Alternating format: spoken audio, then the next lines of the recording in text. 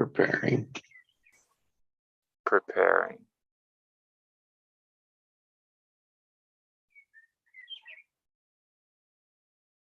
And what about you, Craig? Is it calm and thankful?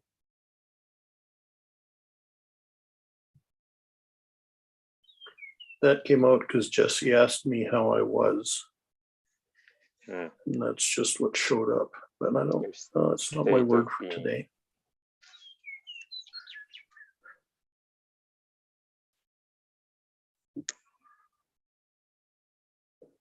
Well, I got a phrase today. Let's hear it. I am a pure, immortal creator awareness.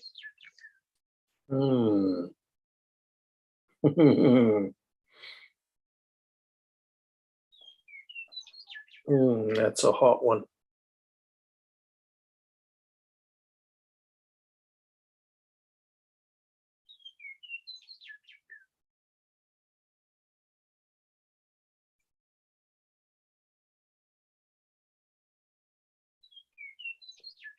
You just described a bee for me. Yeah, that we're not our body, because our body is not immortal. We're just aware of our body. Mm-hmm.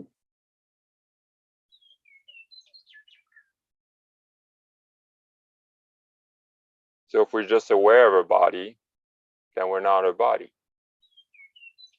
Mm-hmm.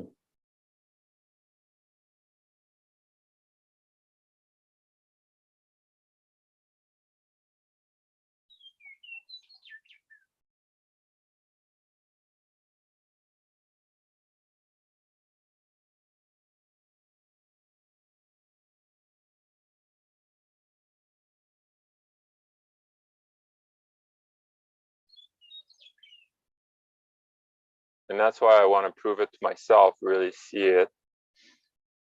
So the goal of mine is to astral travel by the end of this year. Mm-hmm.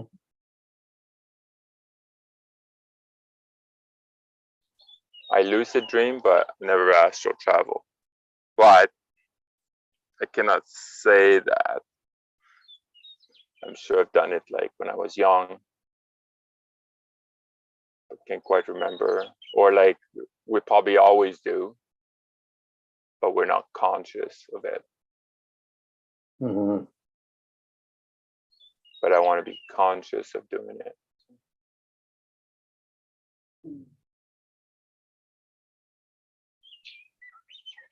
So you're saying you want to be aware of your ability to astral travel, and you want to be able to do it at will. Yeah. Yeah. Yeah.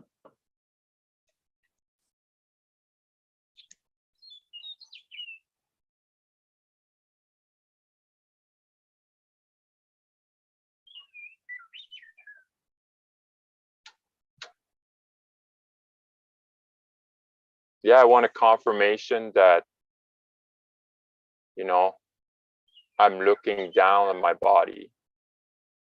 Mm-hmm. I hear that a lot, and I feel the truth of it, but I haven't experienced it.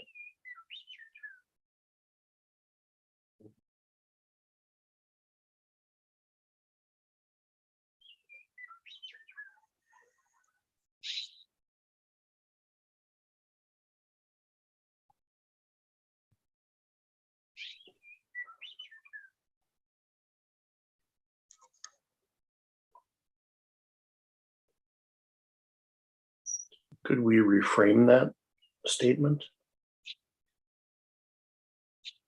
Sure. You said, I haven't experienced it yet. You could say, I don't know that I've experienced it Oh yeah. yet. Yeah.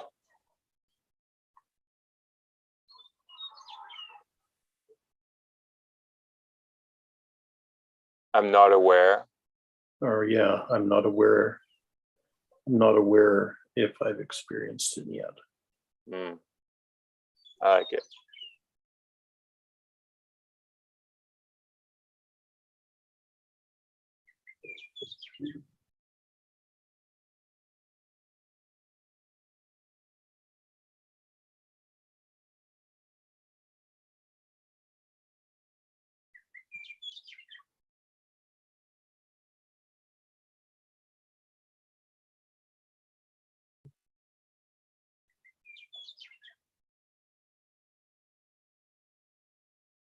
Because that's the way it, yeah, that way it's open. It's an open statement. Mm-hmm. Okay, meaning that you could have experienced it before, but you don't remember. Or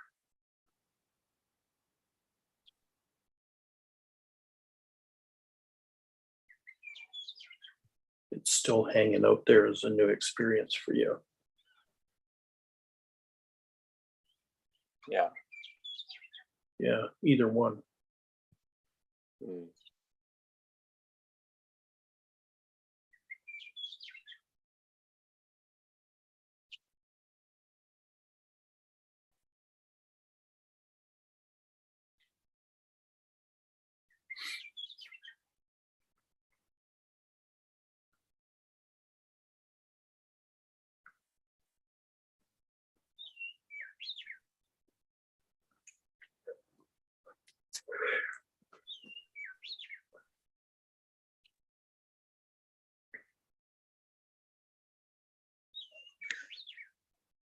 And it's interesting, that's part of preparation.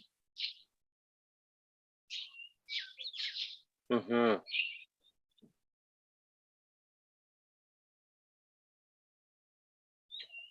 You know, is having a desire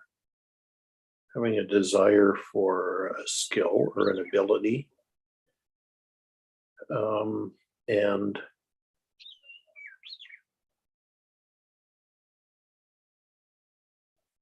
you just don't know where it is in your awareness. Yeah.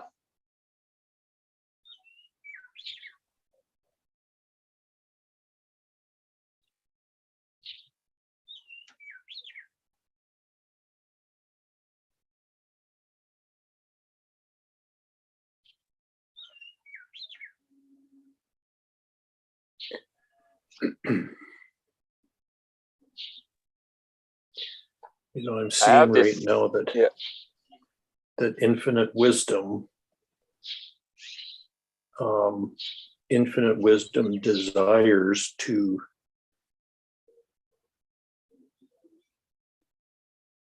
put us in touch with all the tools that are in our toolbox.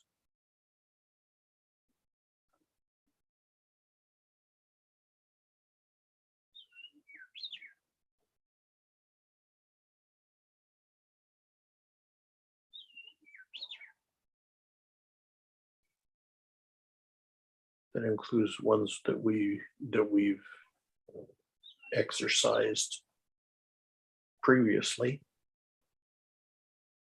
that we've forgotten about, and other new ones that we haven't tried before.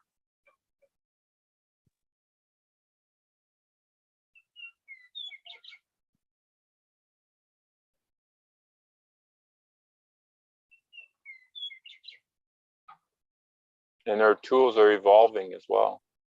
Yes, true. Yeah.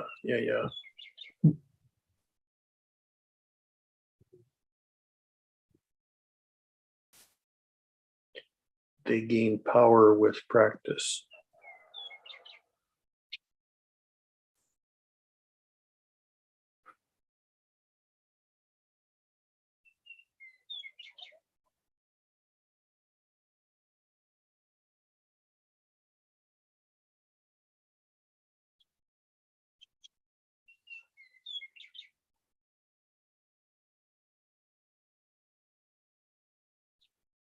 What comes to mind is Mjolnir,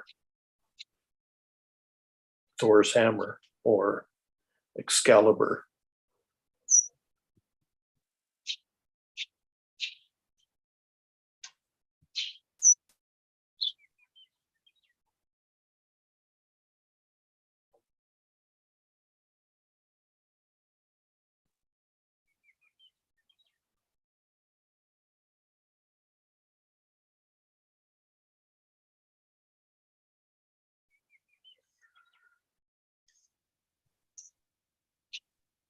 Can you explain those? Like, I don't think I understand those words. You know the character Thor in the myth? Oh, like Marvel Thor. or whatever? Is that Yeah. Yeah. No, I never watched it, Mjolnir but- is that hammer that he carries around. Oh, okay. Okay. And it's his special supernatural power thing. Mm. And nobody else can pull it out of the rock once it gets fused there.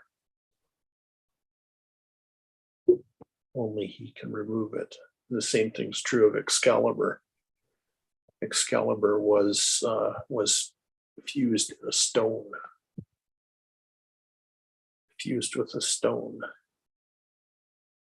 And only someone who was, and you used this word earlier, pure,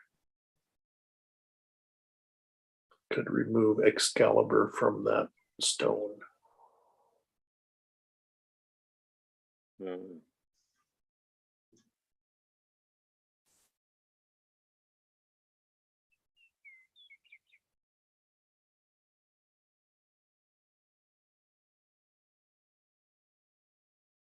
I think the myth talked about being pure of heart.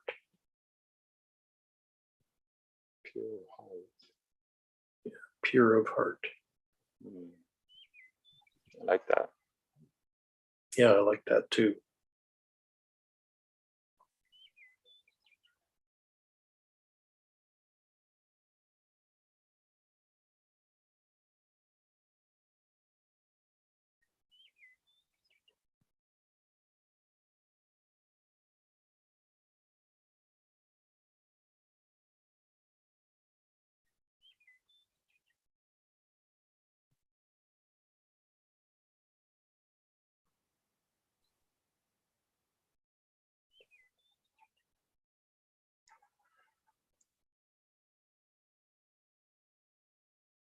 These are not weapons of aggression, they're weapons of freedom.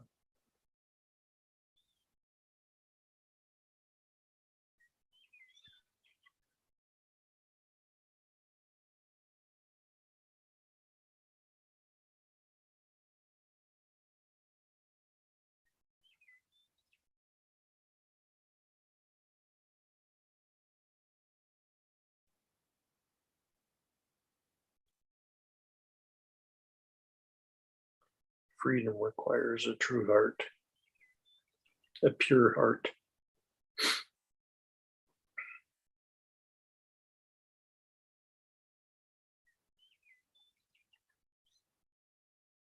A compassionate heart.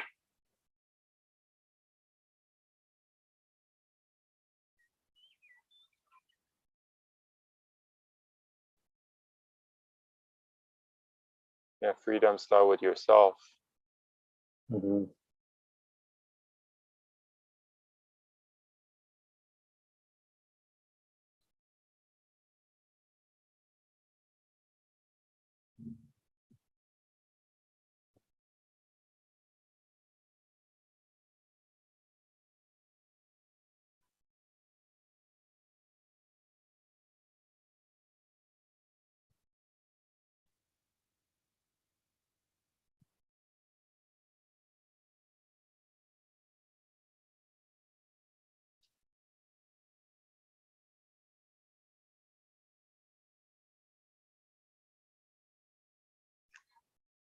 Yeah, it was interesting, the podcast I watched yesterday, and then like the way we free ourselves is through meditation first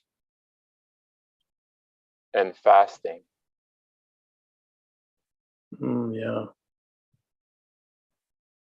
Yeah, And it's an effective method, yes. but always meditation first, because if we associate ourselves to our body, the way he explained it, he says, like, if we start fasting, then it might be dangerous.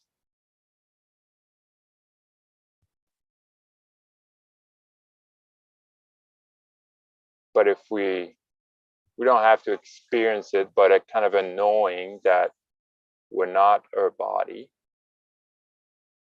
we're just aware of our body, then you can play with fasting.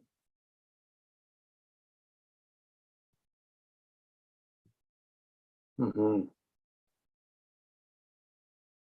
But meditation first.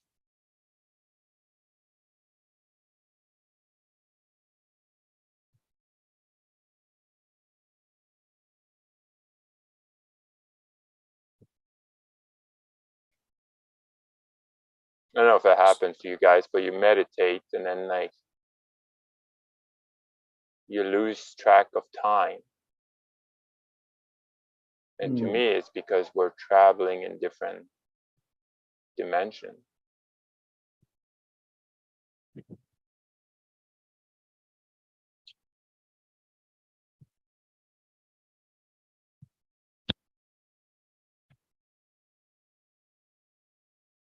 Time is just an illusion, it's a construct.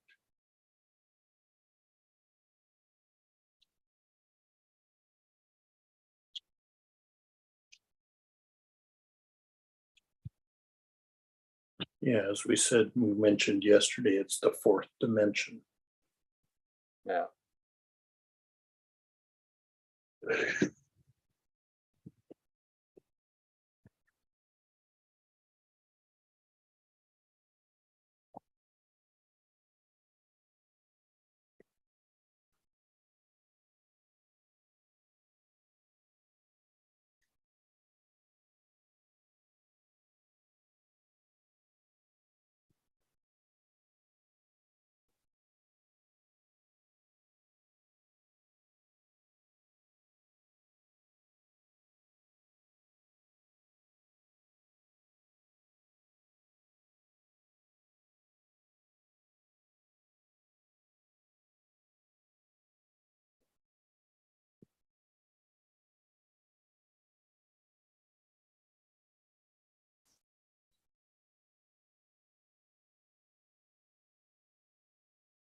So is that true for you, Pascal? Meditation and fasting? Yeah. I'm experiencing it. Like, I meditate a little bit, but nothing like, I wasn't really diligent on it. But now I'm like, okay, well, I got the opportunity to do it at work a little bit, instead of taking my nap. Then I'm like, okay, I'll meditate, and then just before to go to bed. And if I fall asleep, I fall asleep. It's all good. Mm-hmm. But I'll try to stay awake.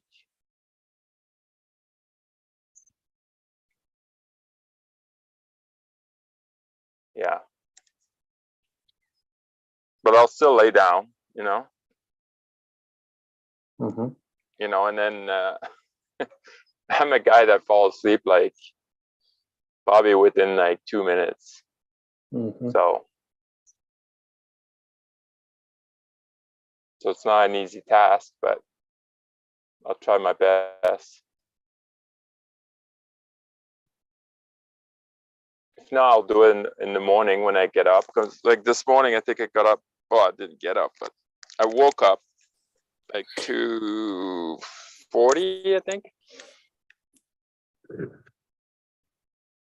And then put a little bit of meditation music, and then try to meditate in the morning. So, and I feel really good. Mm-hmm.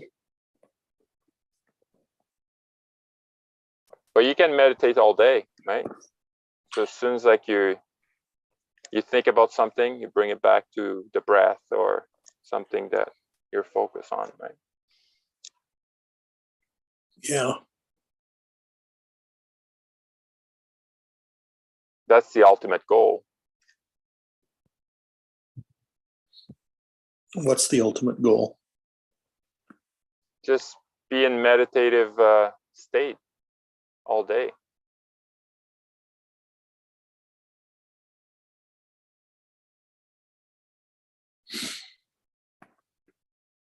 Not being in your head. Yeah. Yeah.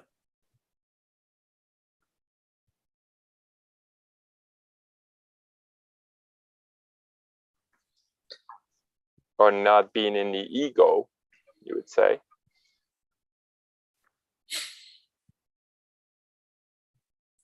Yeah, and like I've been mentioning over the last few months is like experimenting with being in a theta brain state, Mm. you know, and holding So there for as long as I can. Right? Did you put your thumb in your mouth? No, No. I could do that. I could do that too. I have done the tongue on the roof of my mouth though. Yeah. Yeah. Yeah, just joking, because like we were talking about babies that does it automatically. Yeah. You know what I realized with Kai? Just before he goes to bed, he rolled his eyes backward, like up, and then so we really see just like the white of his eye, and then he falls asleep. Interesting. Yeah. And I had a lady that I had a reading with that she told me the same thing, that's how she goes inward. Yeah. Yeah.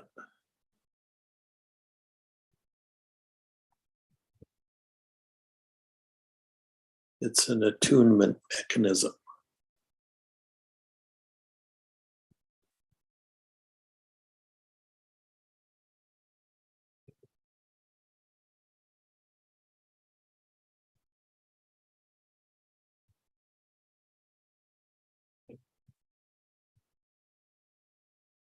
It's like if I try to do it right now, it's like it almost give you a headache. Yeah.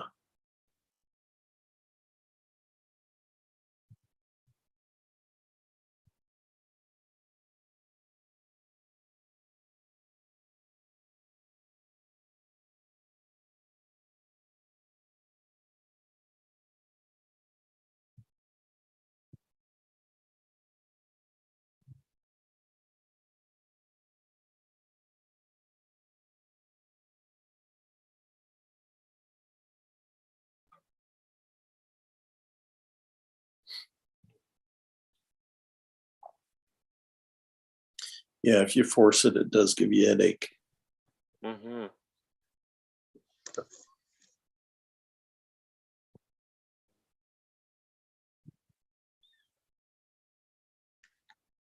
Or maybe that's a tool.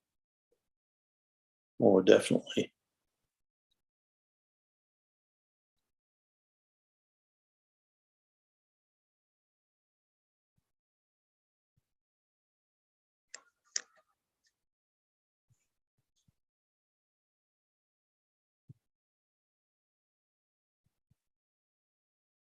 That's what I do naturally to verbalize my intuition. To put words to it. Mm. I'll kind of look up.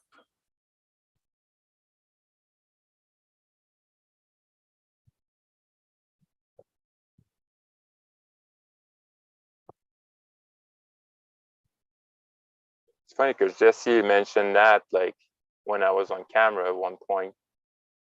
So I look up, I think to the left, I believe. Do you remember that, Jesse?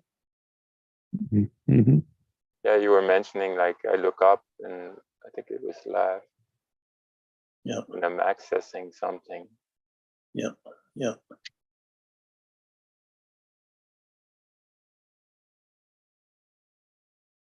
Yeah, we'll look at resistance when it's there, when we're talking about it. It all depends on what we're at, and they're connected patterns. Yeah. Yeah. Yeah. And Level of awareness. this is directly associated with that inner authority that I've been talking about the last couple of days. Mhm. You know, and everyone's is unique.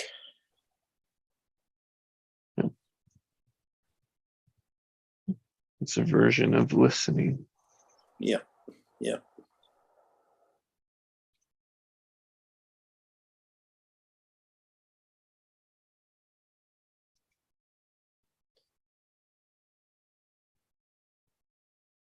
And it's really about sensing energy.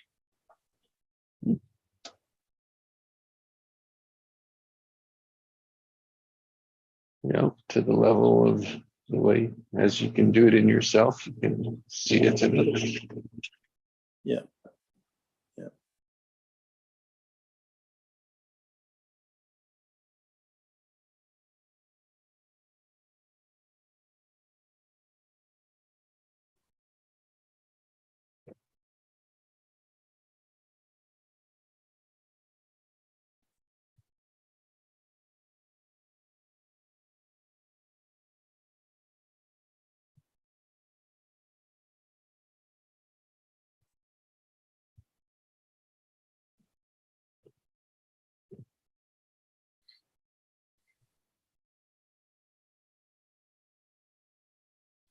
And it seems to me that you have to sense it in yourself before you can sense it in your environment.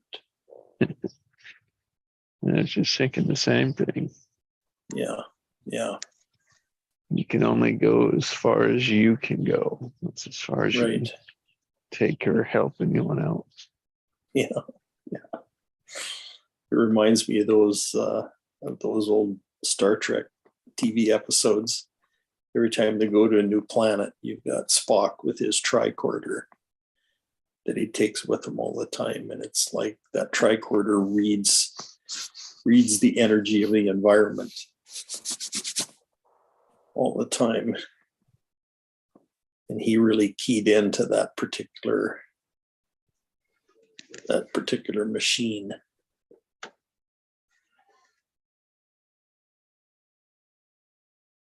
I always say sensors. Sensors signify that blah, blah, blah, blah, blah, blah, right? So there's breathable air here, Yeah.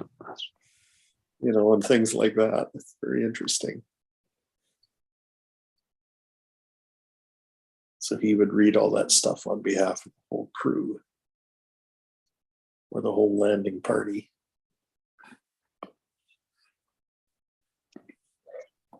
Roll.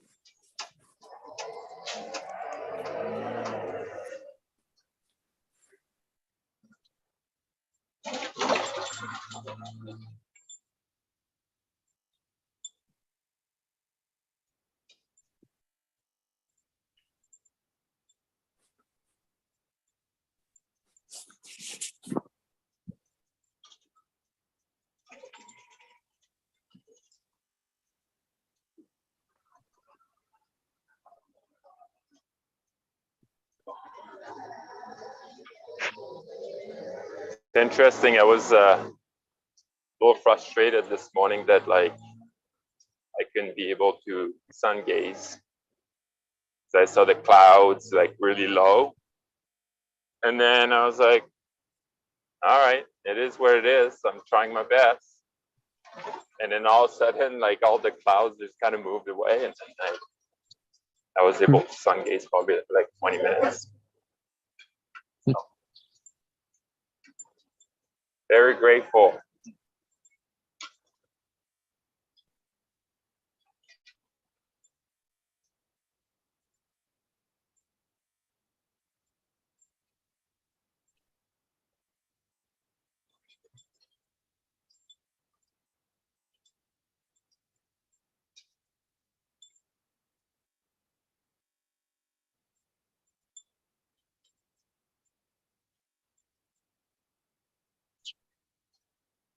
Hmm.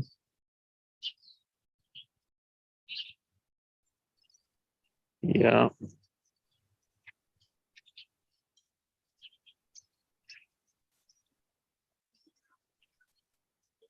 Any more validation You you got a need beautiful for sun too?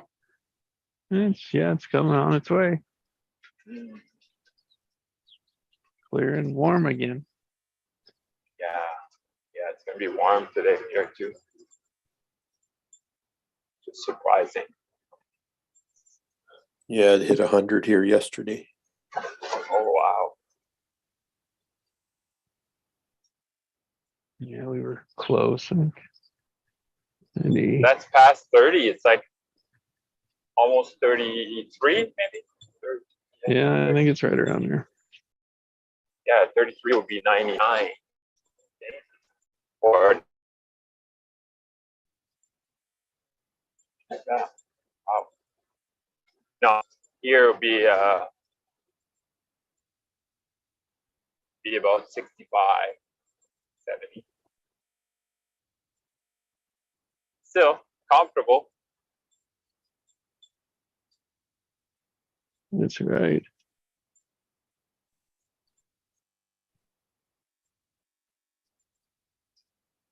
That's my type of weather. Like Hmm. I would say like 75 to 80. Perfect. Above that, it's getting too hot. Hmm.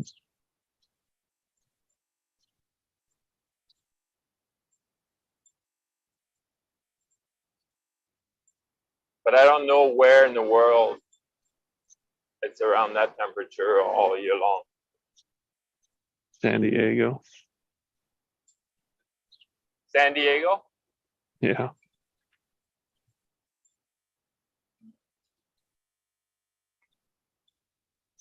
Funny, my wife went for a conference and she's like, I love that city. So there we go. There you go. Here we come, San Diego. Everybody wants to be in San Diego. Yeah, I hear coastal Oh, yeah? Spain and Portugal are the same. I Like have heard that. that too. Yeah. Yeah. Oh, Portugal.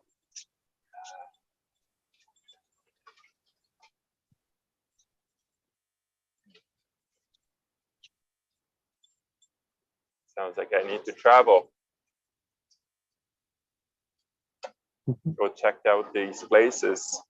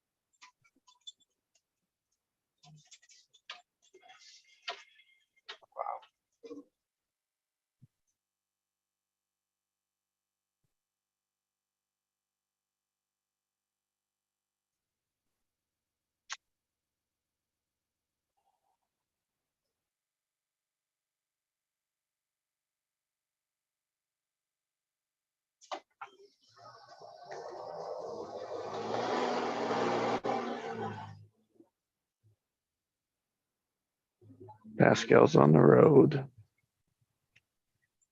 Yeah, almost caused an accident, looks like. Like the light turned red, so I brake and I had time to brake, but then like the other garbage truck in the back is following me too close, I think, and then like he slammed the brake and then like the whole smoke like from his tires. Yeah, and then like he just ran the red light. He wasn't able to stop. I was like, whoa, that was live. Mhm.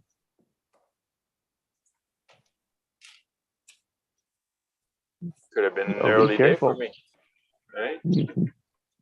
Been a different day, huh? Yeah, yeah. Different day for both of you. Mm-hmm. Yeah, I'm gearing up to go walking. Oh yeah, Something out nice. already. Out already. You're out Went already, a little yeah. earlier. Went a little earlier today, yeah.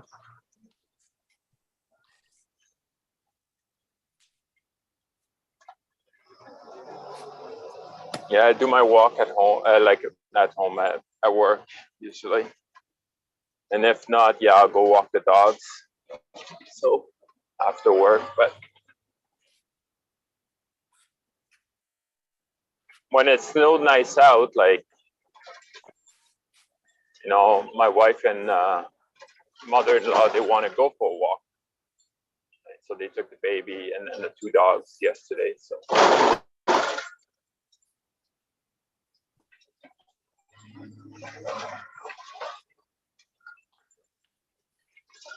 and then I cook. Mm, yeah.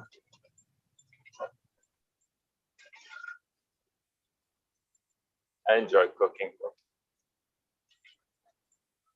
Yeah, me too.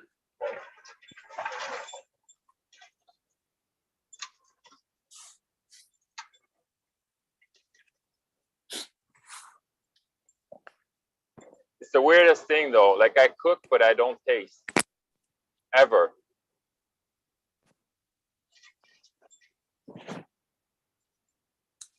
You know, like a famous chef always like, you know, taste everything, and but I don't.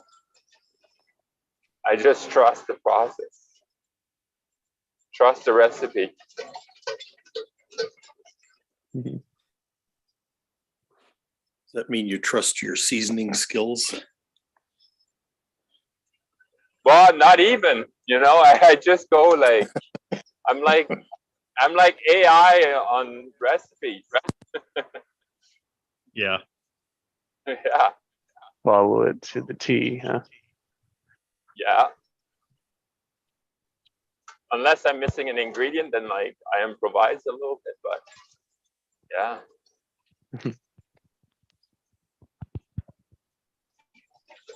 And my wife always like try to make same recipe, and then she's like, "Why is not turning out the same?" I'm like, "Did you follow the the recipe?" Yeah, kind of. Wow, that's why. That's why.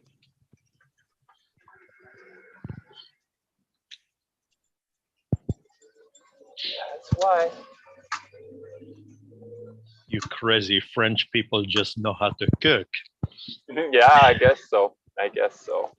That too. I What think. is it about that? Eh? Mm. With that kind of an accent, yeah, for sure.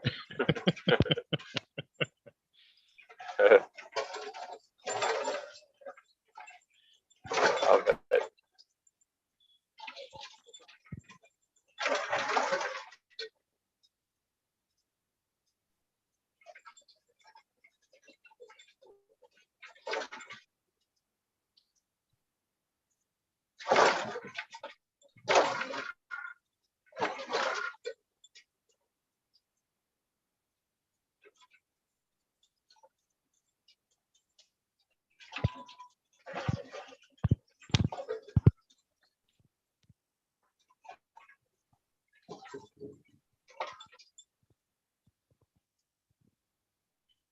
Hmm.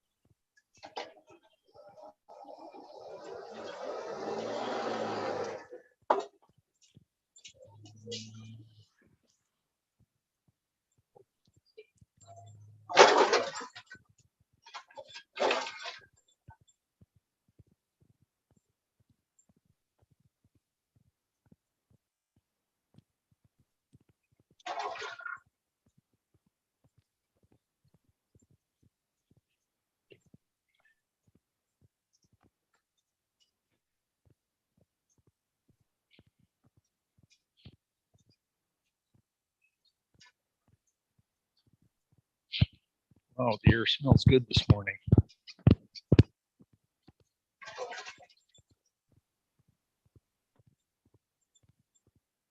What does it smell?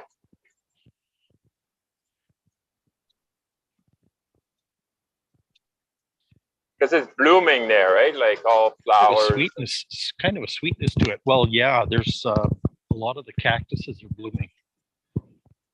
Mm.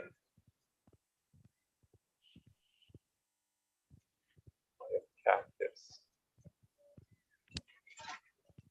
Yeah, cactus flowers are quite fascinating, actually. All right. Just like buds, right? Yeah, Yeah.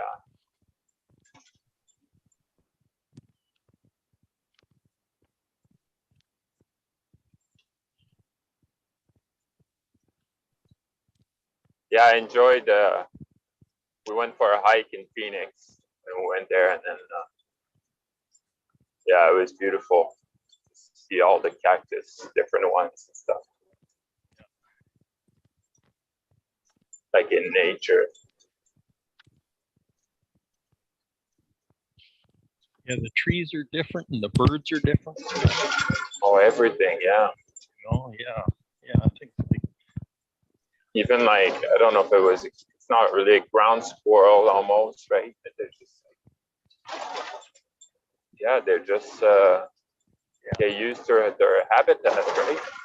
yeah.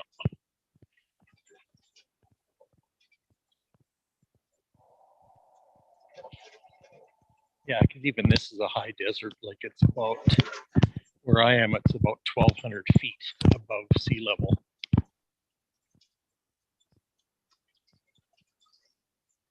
1,200 feet. Okay. Yeah, that's pretty good.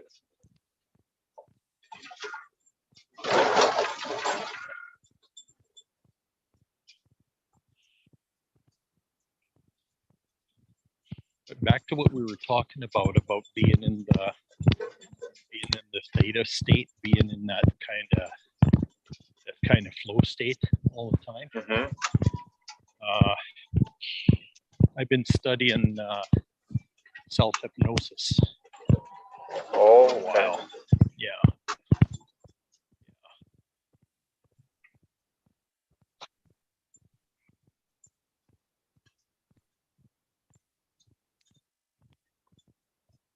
have you been successful at it Yeah. or any progress? Yeah. I'm getting better at it. Like it's it's one of those things where you practice and 9/10 of it is awareness, keeping your awareness there.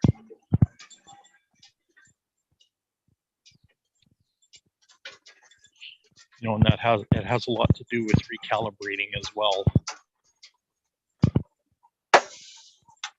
Recalibrating an inner authority and paying attention, all that stuff. Detoxing. Detoxing too, clearing out old energy that you've been hanging on to. Resistance, clearing out resistance, basically the same thing, but it's all part and package together.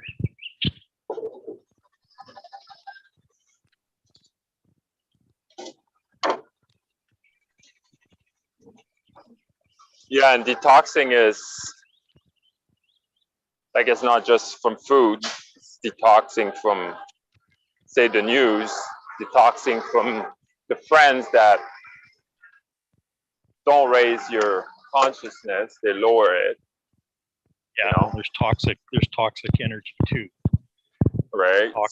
Toxic and dark and heavy. All that stuff. It's lower frequencies that are in disharmony with your true nature frequency. That doesn't serve you anymore, right? Like, Right, exactly. you're a different level. Yeah. We all experience that. Like we grew up with friends that, like we were best buds. Yeah. We had the same interests, everything was the same. And we couldn't like spend a day apart. But now it's like we see that person and then like, it's fine if I don't see him.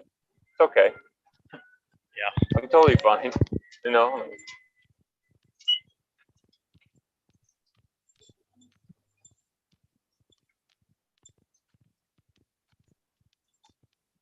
And I'm talking for myself, like, got a friend that like, when I met him in Banff, like, we're just, it almost seems like we were gay together, spending so much time together. Yeah. And then now he's having like twins. Oh wow. And yeah, and he invited me for like baby shower, and I'm not that excited. I'm just, I'll go, but just because I don't really I try not to miss experience. So, and no expectation, right? Right. So it might be a really good time. It might not be, but I'm not attached to it, right? Yeah. So before, I was just getting really excited about an event, and then sometimes I'm disappointed and stuff. So now I'm like, you know what? There's no point, Yeah. just, so that's a change for me. Yeah.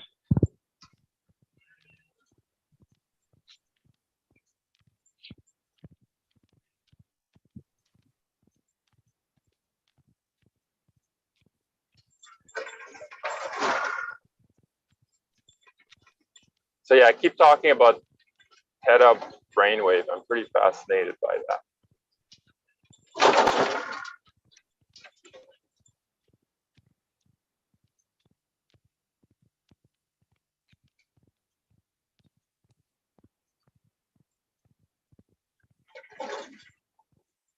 Fascinated with what, Pascal?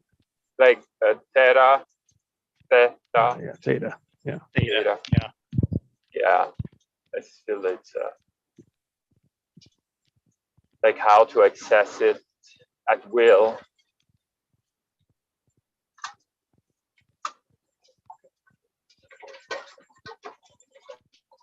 Because I feel like when I access it, it's like calm, it's peaceful, it's bliss. Yeah, it's bliss.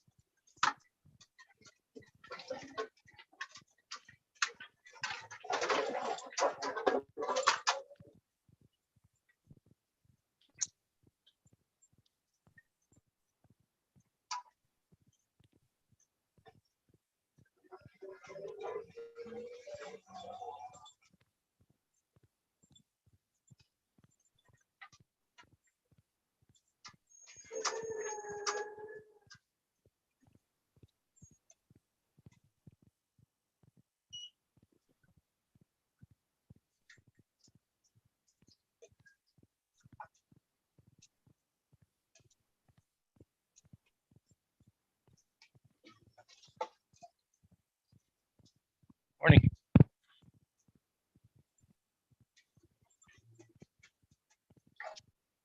Have you ever tried to do the Silva method? Yes. Oh yeah. Yeah, I took the How course. Took the course through Mind Valley. Oh, okay. Did you enjoy it? Yeah, With the Vision, right? Vision. Vision. Yeah. Yeah. It's one of those self hypnosis things that I was doing.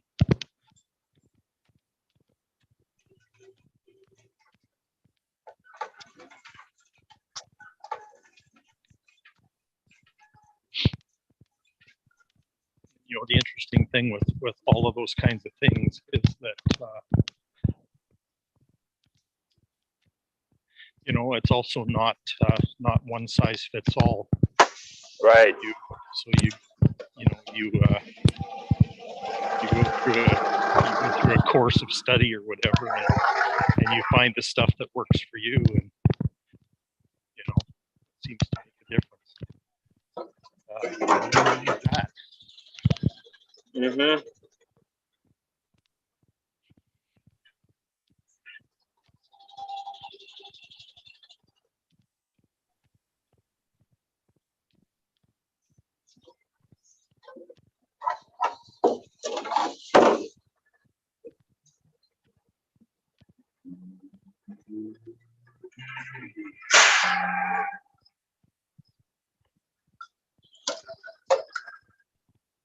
Yeah, it's same thing like when you hear a podcast, and for me, it's the voice. The voice it changed everything. If like I like the voice, then I'll be more receptive of what they're saying. But even if they have the best content, I just can't stand it.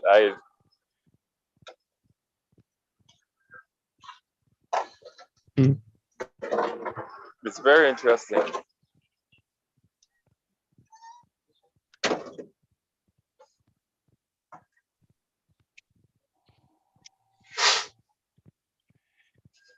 And they do say sound makes a big difference. Yeah. It's bigger than even the video quality. So you guys are lucky. I like your voice. Yeah.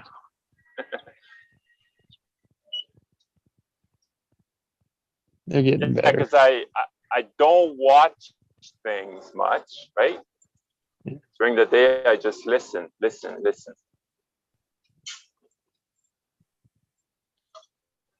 But yeah, I become, because I listen so much, then even on my break, I don't want to watch. it's kind of like distracting to me. Mhm. Yeah, that's what I've discovered too. And watching like a movie, I can barely do it.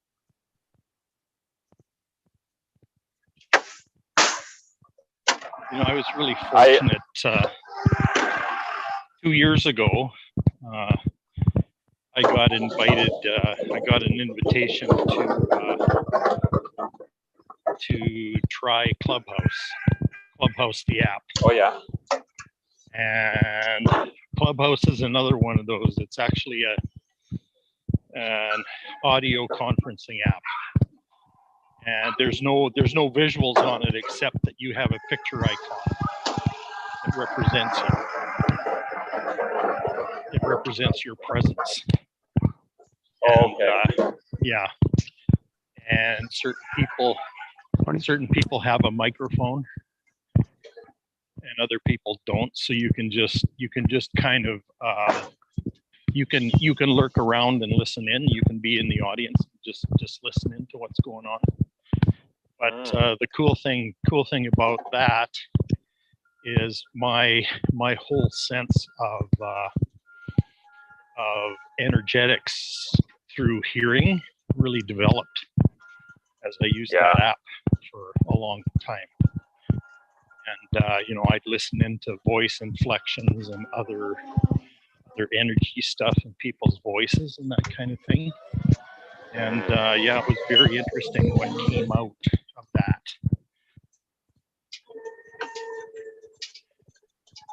Hearing beyond hearing. Yeah, exactly. Hearing beyond hearing, and part of it, I believe, is because there wasn't the distraction of visual with your eyes. Yeah. There wasn't those things, and you know, and trying to pick up visual cues or anything like that. So because you can't see, your hearing's better. Yeah, I'm so a sucker for like beautiful women. Well, yeah. Yeah, I don't hear what they're saying. Yeah. Well, that's part of it too. So yeah.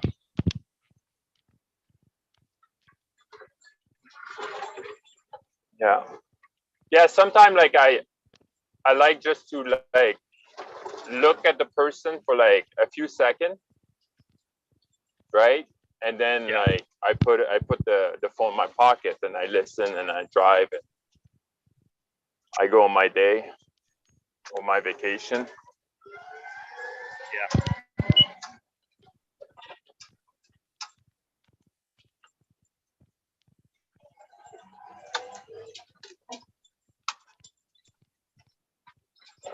You know, that's one of the nice things about Zoom is that you can turn your camera off.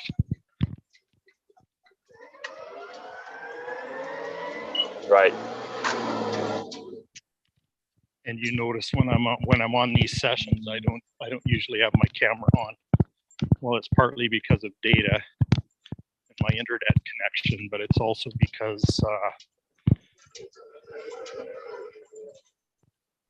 my hearing sense is pretty well developed.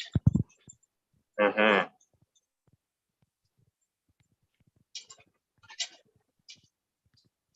Yeah, it's a developed skill, right? Well, and I know I hear background vibration and that kind of stuff as well. I hear energy.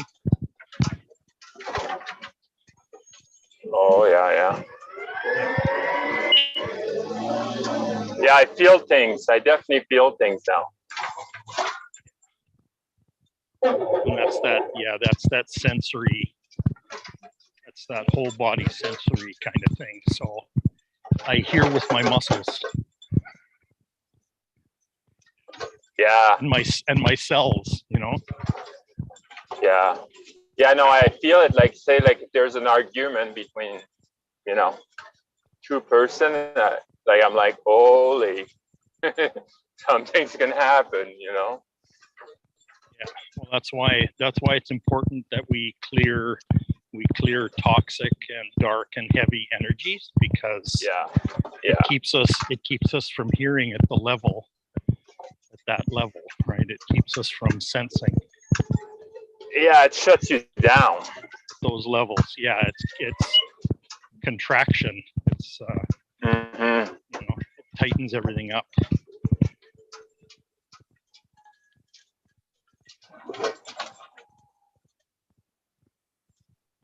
Part of the reason why it's taken me as long as it has to recover is because I spent an awful lot of time in a toxic environment.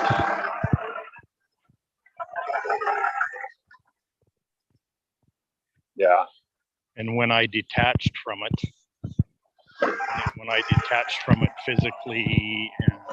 physically and mentally and emotionally and even spiritually, then all of a sudden all kinds of stuff started coming through.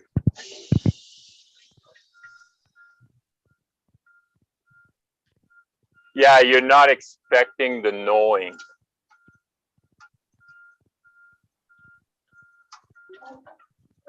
Right? You're in the unknown. You're tuning into the unknown, even though you think you know. Yeah.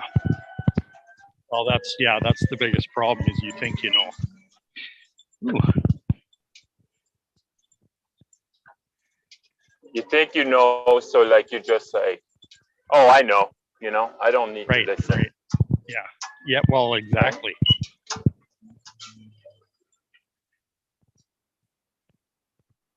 That means you just missed something. To me, that's what it means anyway. When you think you know, it means to me that I missed something.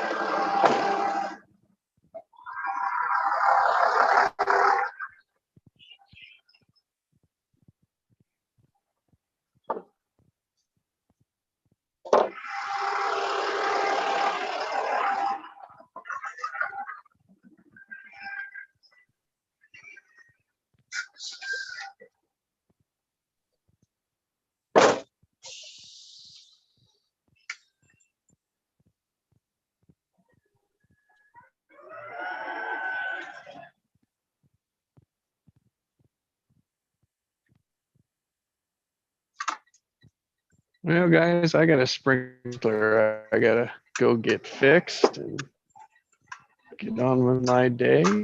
No worries. So appreciate you guys this morning. Yeah, me too. I got my Yeah, it's tree been stump good. out yesterday, so Yeah, now I'm on to this one. So yeah, been good being with you. That's for sure. Hmm. Could you leave us on, Jesse? Sure, I sure will. Okay, awesome. I'll listen. I'll just go on mute then if you guys are gonna stay around. Sure. Perfect.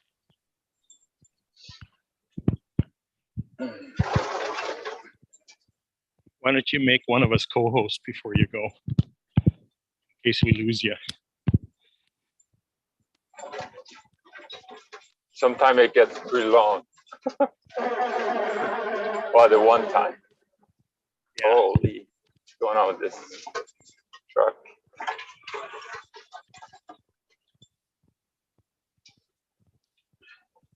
Are you in the yard right now? In the yard? Yeah. No, I'm just driving around. You're driving around now. Okay. Yeah, just in the city. Down the south. Well, yeah. Close to downtown, actually. I'm going downtown today.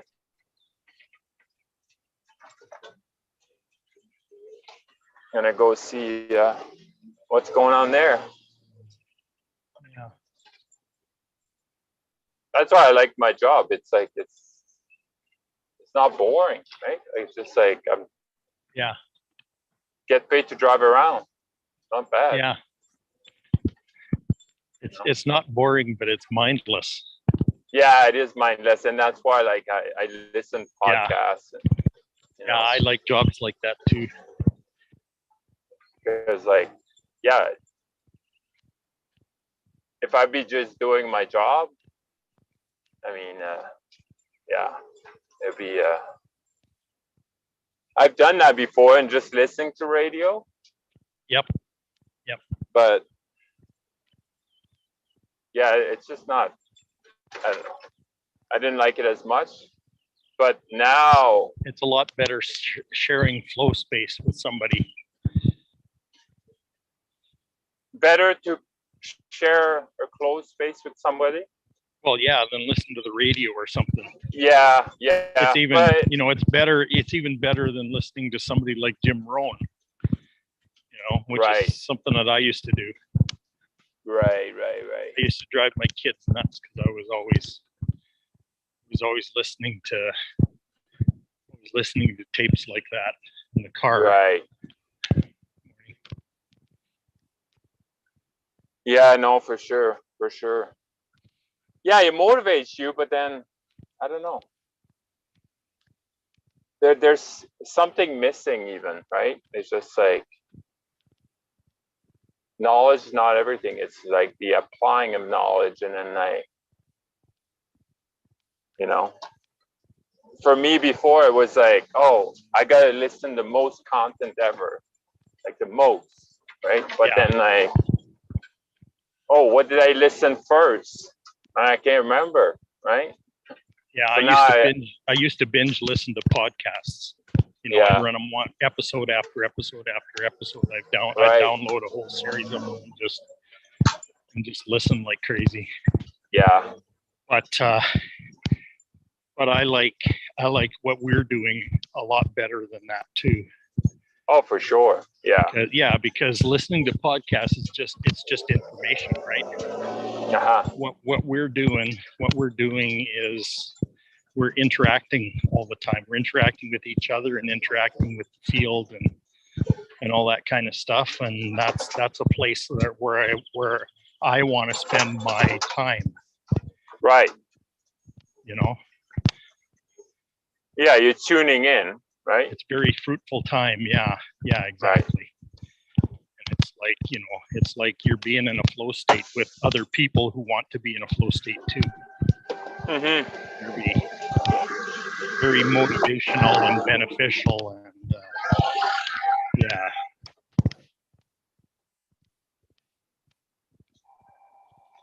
And besides that, I love you guys. Yeah, well, me too.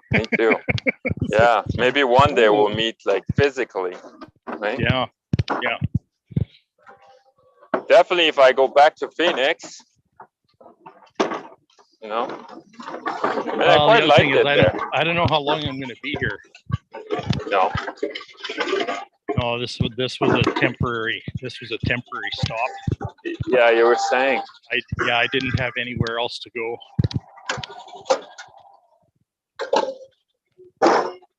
When are After you the thinking court- to go? After the court confiscated everything that I owned. Right. Where are you thinking to go? I have no idea. No. No.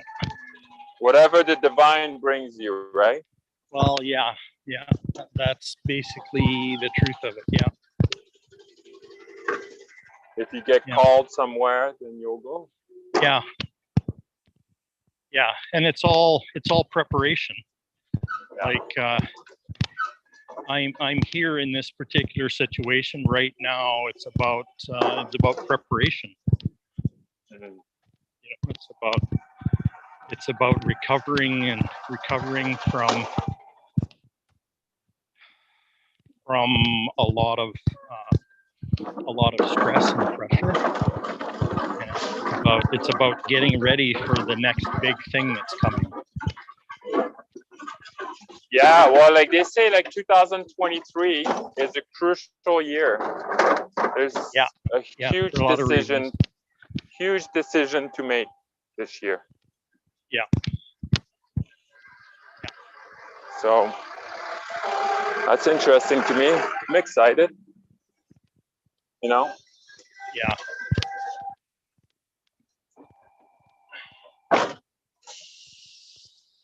Yeah, that's part of the reason why I follow astrology Yeah. as closely as I do. Like this, I'm not talking about horoscopes, but more about the transiting planets, you know, and Right. the sun and the moon, you know, and those cycles Yeah. are, you know, they're energetic cycles. They're energy. They're the energy Yeah. in our environment. Yeah, things don't happen randomly. No. And you know, there's other things going on too. Like there's been a lot of solar flares that happened and that kind of stuff. That's really that you know, that are very different from everything that they've that has been recorded up to now. Okay. Yeah. You know, there's some huge things that way that are happening, and you know, and things like alignment of the North Poles. Like there's a true north, and there's a magnetic north, and there's a grid north. That actually the three of them all lined up together back in November. And that's the first time that has happened since anybody's been keeping track of that too. So Wow. there's even stuff like that that's been going on. So so it's quite fascinating. There's so many things lately that didn't happen for so many years. You know, and it's happening this year or next year. That are happening again. Well, and here's another one that's really big too, is that in the years when the United States of America was born, like in the late 1700s, the planet Pluto was in Capricorn, I think it was, and it was moving its way into Aquarius. Okay, and here we are about 250 years later, and that's happening again. That alignment is happening again. And some of the things about the birth of the US of A was about freedom and rights and equality and those kind of things that were written in the Declaration of Independence that really never came true. In fact, the truth of it was that oppression by a king was replaced by oppression by big business and economics and corporation. Yeah. Yeah, and all that kind of stuff. Yeah, exactly. So I mean, it's like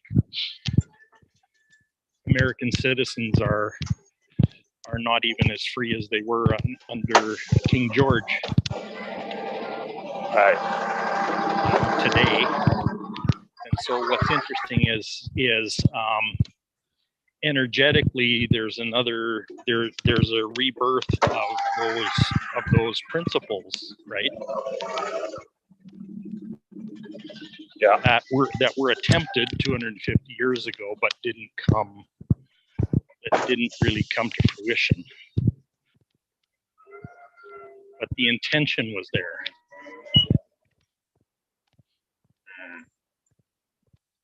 But the people weren't ready. People weren't ready for that. The world wasn't ready for that. At the time. Yeah, the timing, right? Oh, we were talking about the timing. Yeah, exactly. Timing wasn't right. The timing is, people and the world are a lot more ready for those ideas, for those principles now than they were then. Yeah, people are a lot more open. Well, yeah.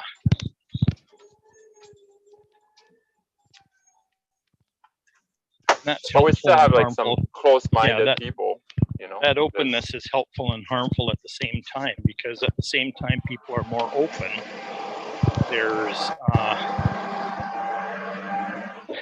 There's this information explosion, and very, very little of the information that exploding is actually truth. Okay, so what happens is you keep getting hit by stuff, and we're trained from the time we're little kids to chase and believe in information. Yeah. And that's not necessarily good for us. Right, because like if you look at the ascended master, Yeah. like people that really evolve, they're not reading books, they're not like watching podcasts, they're not, they're just tuning in. Yeah. They're not looking at any information outside of themselves. Right. Well, they're not looking for information at all. Really. Right. Yeah. 'Cause it's not about information. No. None of this is about information. True. And so the internet and the information age is just, it's just a huge illusion and a huge distraction. Mm-hmm. Okay, because we think we know, because we have information, we think we know. Yeah. Information is not knowledge. They're not the same thing. In fact, they're not even really related.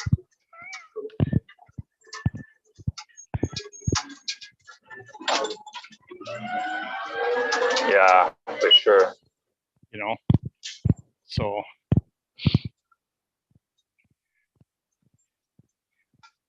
when I teach when I teach intuition, that's one of the first things that I like to address, is that we're not looking for information. We're looking for what is already known. And we're looking for what is already known, but is not in my awareness yet. Right. Use your language, right? Yeah. And that's not information. That's knowingness. That's infinite wisdom. Yeah. You can read about that in a book, but you can't you can't know it until you experience it. Right, that's what I was saying about like astral travel. Right? Right. I mean, I feel it's true. Well, yeah. You Right? know it's true. You know it's true, right? I know it's true. Yeah, I know it's true. And so just it's like, in your awareness that far, yeah, right? But it's not in your experience yet. yeah. Or maybe it has, but maybe wasn't it conscious has been. Maybe it has been at another time, but it's not Yeah. in your experience right now. right. So yeah. So that's the thing, and that has to do with energy memory, right? It's not experiential memory. It's energy memory that you know the truth of astral travel, but it hasn't been. It's not part of your experiential memory right now. Mm-hmm. Yeah. Okay, but it's there. Yeah, exactly. You know. Oh yeah. You have knowledge of it. You have knowingness of it.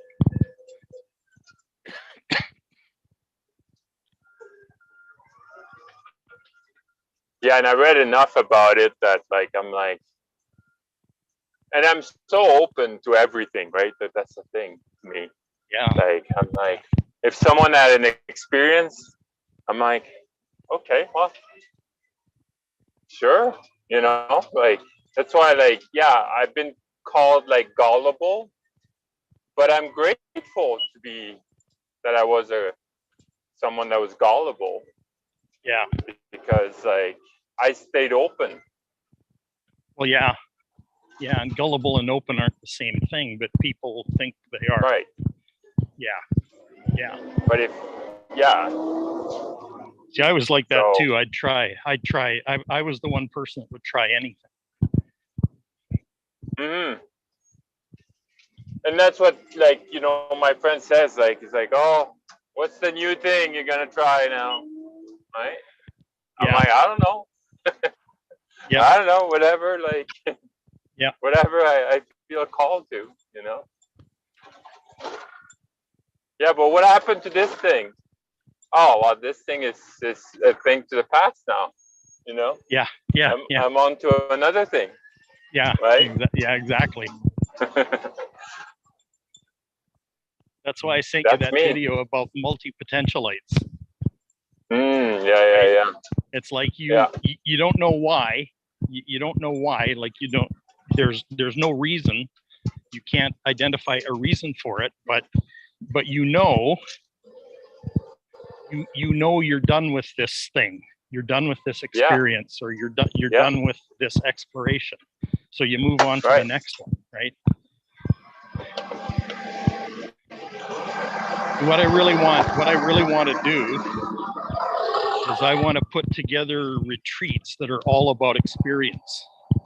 So it's not like we wanna all learn how to meditate, but it's like we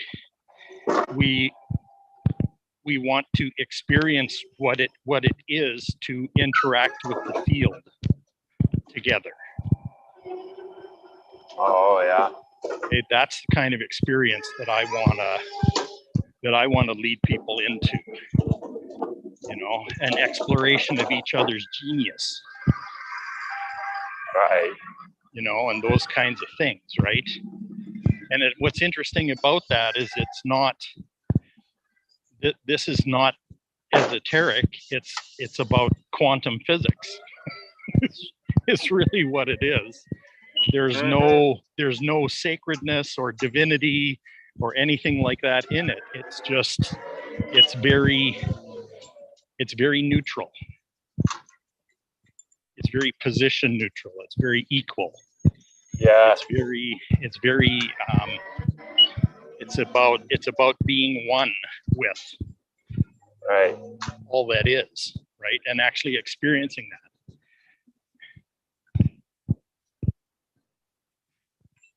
Yeah, I think you're gonna like what I'm watching or like listening right now about this. I mentioned it yesterday. It's a guy. His name is RJ Spina, Yeah, and I think I watched guy- that video that you sent. yeah, okay, Yeah, yeah, it's a fascinating guy. You know, like that he Yeah. was able to self-heal himself. yeah, I think it was 100 days. Yeah. You know, and then, oh yeah, I think I sent to you or sent to the group. I'm not sure, but yeah, yeah. Well, Yeah, here's pretty- the interesting thing. If he would have been doing that same thing in conjunction with other people and created Yeah. like a what does Lynn McTaggart call them? 8, the power of 8. right, yeah, the power Power of of 8, 8 yeah, circles, yeah, that kind of Yeah. thing. But it doesn't have to be 8. All it needs to be is 3 or more. right, Okay, and if you Yeah. set up something like that, all of a sudden you have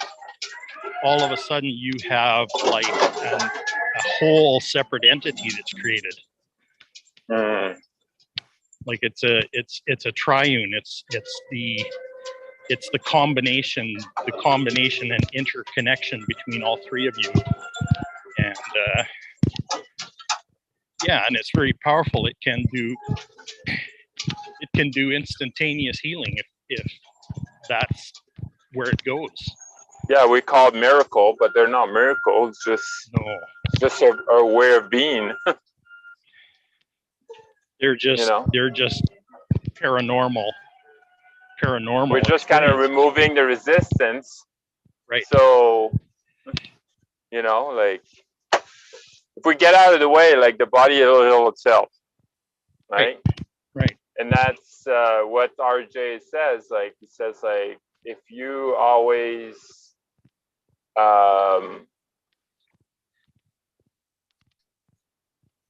not comparing, but like you always say that you're your body, then you have to heal your body, right? But if you're not your body, then you don't have to heal your body. Yeah. You go to a much higher level. Right. Right. So when But I if you when I take your experience body, pain in my when I experience pain in my body, it's not because my body needs healing. It's because that's how my body senses the energy that's trapped, maybe, or yeah, or that's how my body senses resistance, or that's, you know what I mean? That's well, yeah, it can be a trauma, it can be anything, right? Like, it could be a lot of things. It can be a belief, it can be a thought, right, yeah, it can be a trauma, it can be a memory, an experiential memory.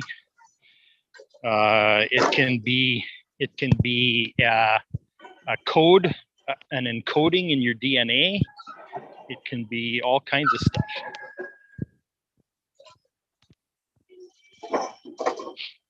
yeah, And another thing that kind of blows me away too is when people start using the terms, they label them as negative and positive, and they're not.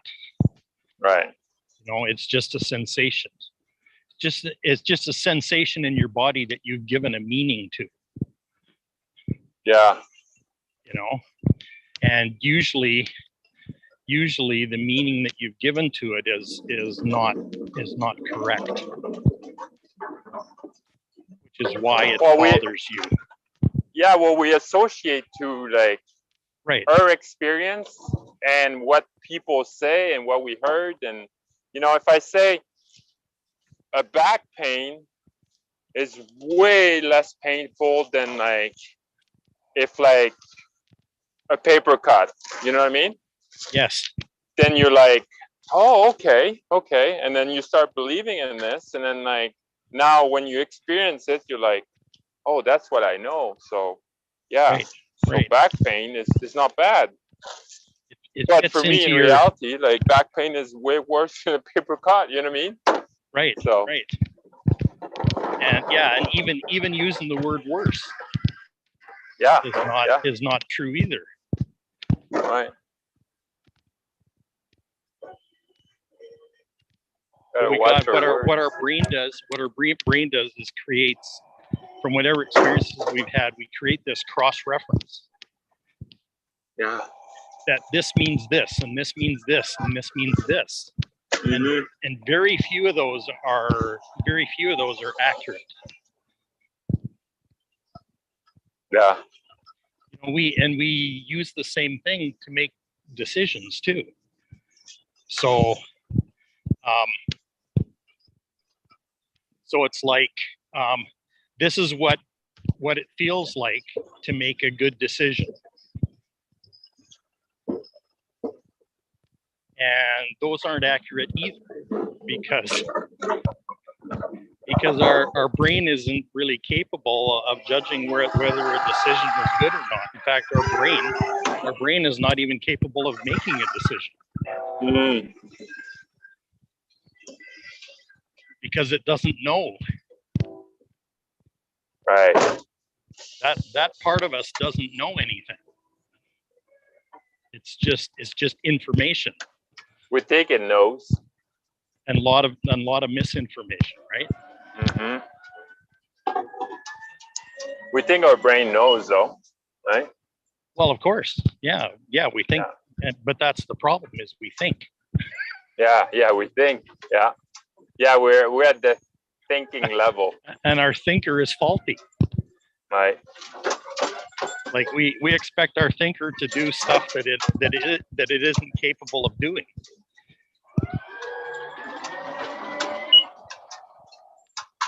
You know, And one thing that keeps giving us consequences that we don't like, but we keep trusting it. You know, that's what's dumb about it. yeah.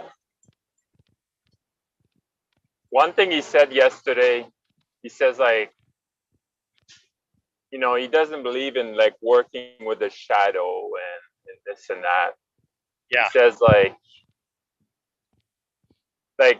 people says like, yeah, like make peace with your ego.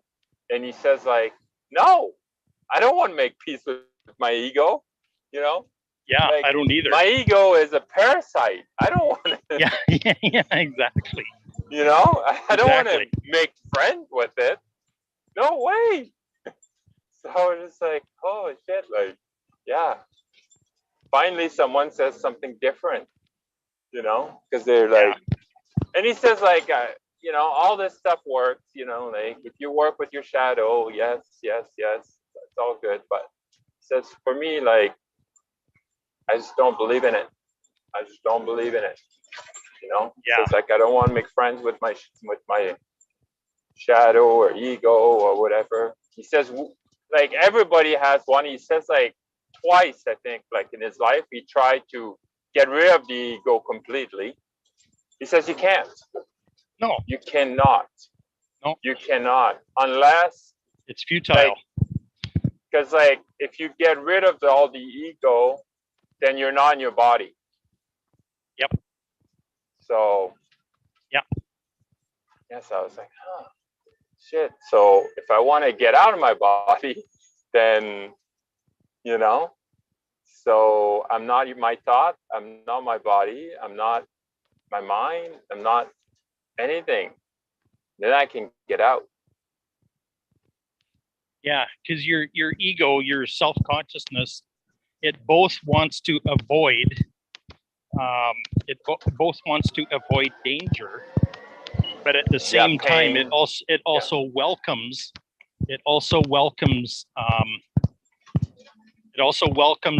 experiences that you know that you've survived. Yeah, like so it does the same thing. They embrace everything that's in the knowing, right? So like you said, like if you know that you survive after in information in your database that you've created throughout your life. Yeah, exactly. Right?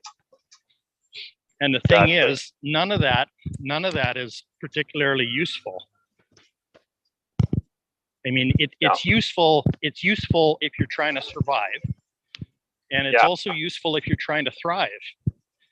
But if you want to get beyond that, if you want to get to into infinite concepts like abundance, that's totally open-ended, you can't be stuck in either survive mode or thrive mode. Mm. The thrive one, like I have a hard time to Survive mode understand is it. based on fear. Yeah. Okay. Thrive mode is based on scarcity. Mm. It's just a drive to avoid scarcity. And survival is a drive to avoid fear. Mm.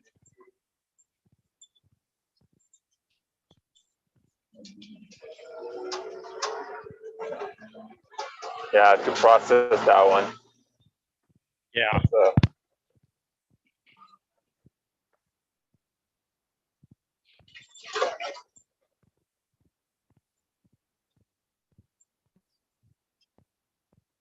You know, if you're counting your net worth, you're still living in scarcity.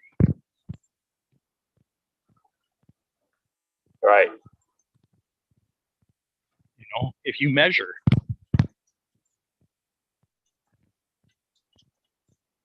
Yeah, if you're because looking at your bank abundance account, can't be measured. right.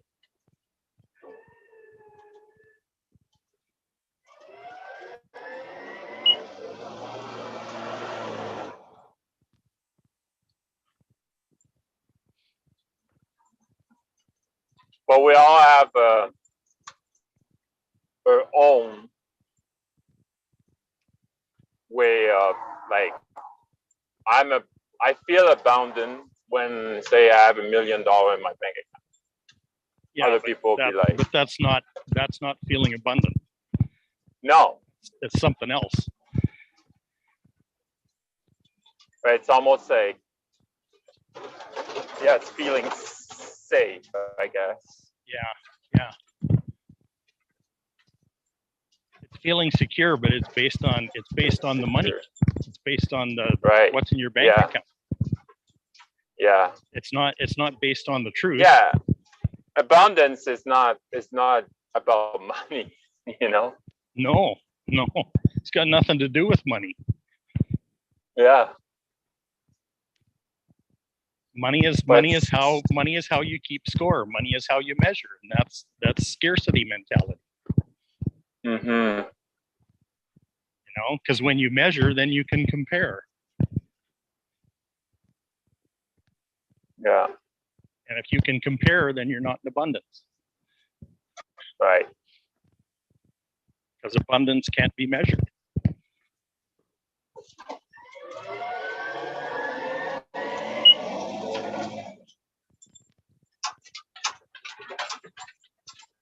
Wow, that's pretty freeing. Yeah. Well, yeah, it is.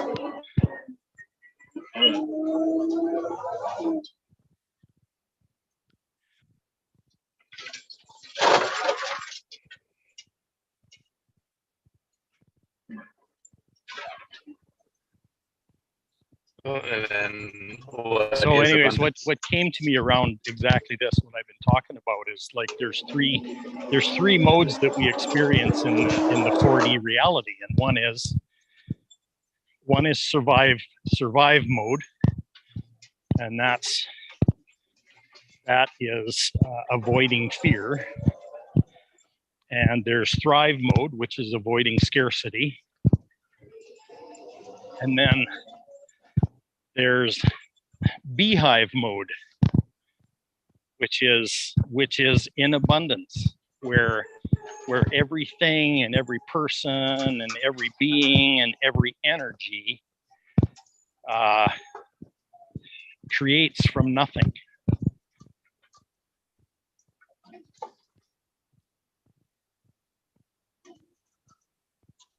Like Baba G. Like Baba G, exactly. Exactly.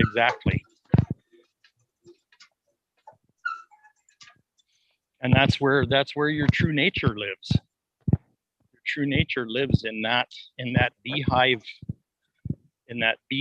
mode.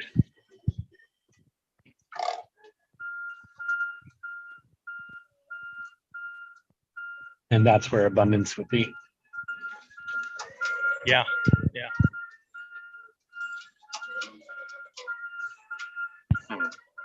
I mean, and that's the only place where true manifestation actually occurs, is in that beehive mode. True manifestation's the key distinction to that, because we're creating all the time. Right. So you got all these people talking right now about, well, I manifested this, and I manifested a 6-figure business, and I manifested that. And I go like, no, you didn't. You created it, maybe. You created that reality for yourself, but it wasn't really manifested. It wasn't true manifestation.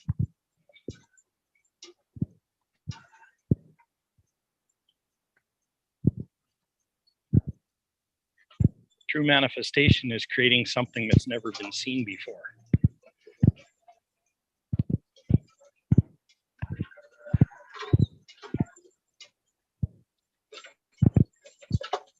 Tapping in the unknown. It's feeding 5,000 people with 5 loaves and 2 fish.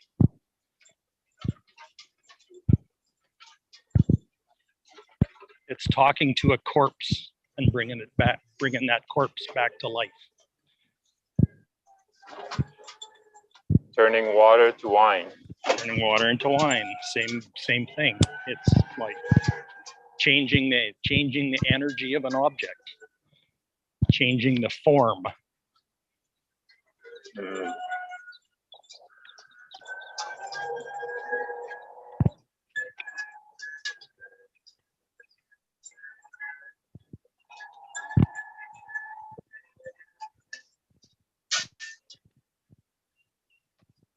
Yeah, things that we think it's not real. All right. Well, things that we think are miracles. Yeah. But they're not really.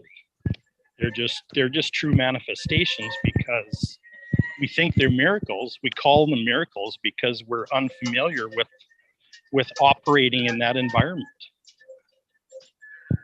We're not aware of it. With operating in the higher dimensions, right? In the dimensions beyond space and time. Mm-hmm.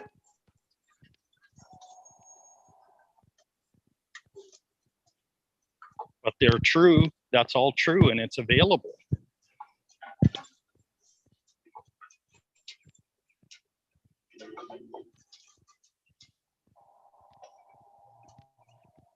And all of us know that. All of us have knowingness about that through our connection to the unified field.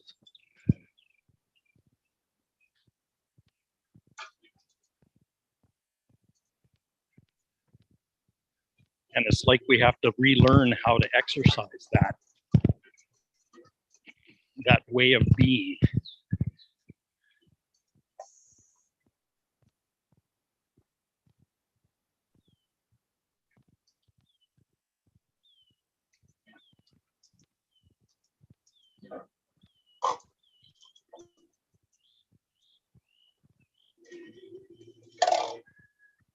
Or state of Jesus said, being. someday you'll be able to say to this mountain, be moved. Move from there over to here. Yeah. And it'll be true, right? It'll come to pass.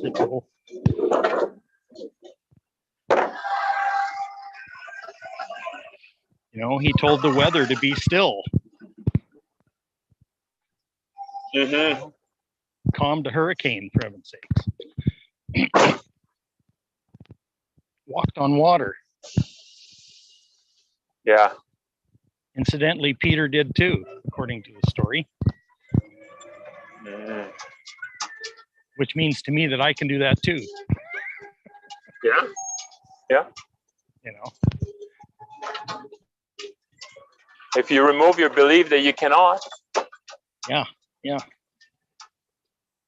Well, and he said too, he said, you know, everything that I've done, you're going to do, you're able to do more than I've ever demonstrated to you. You're Right. able to do that. All of you are able to do that.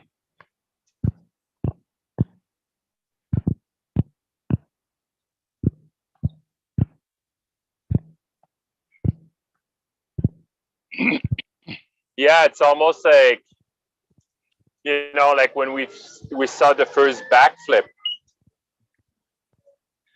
right? Nobody was Yeah. able to do it like a backflip. It's like fun. You It's know, like fun.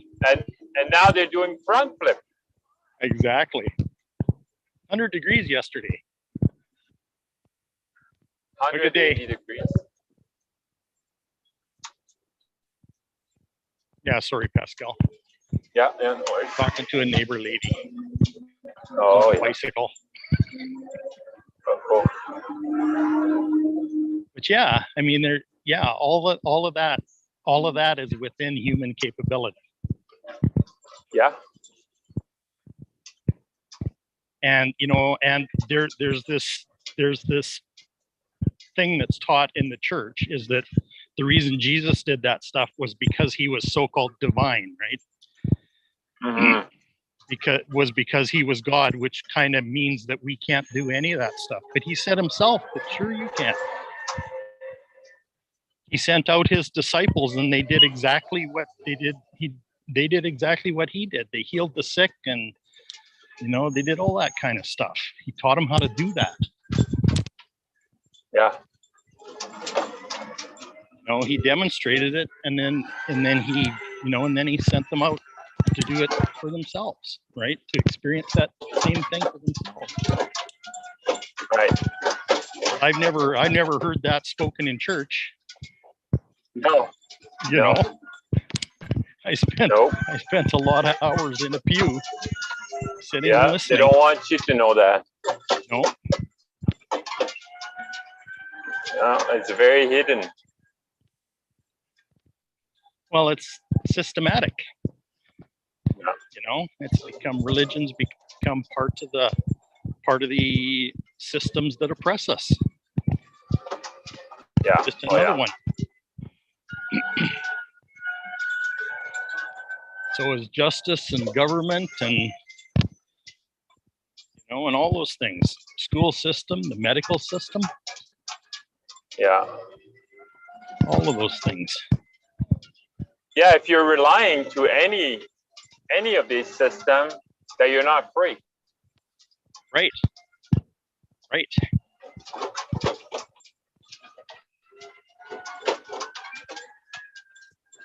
You're still trapped. Yep.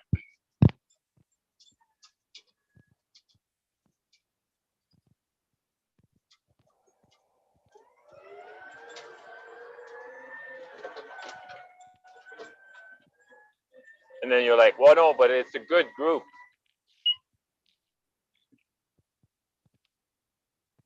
Right? Oh, it's a good school. Yeah. Yeah. Right? Yeah. Yeah. Oh, it's a good government. We got a new person in power. She's so much better. Yeah. But you're still not free. Right. Because she's still making the decision for you.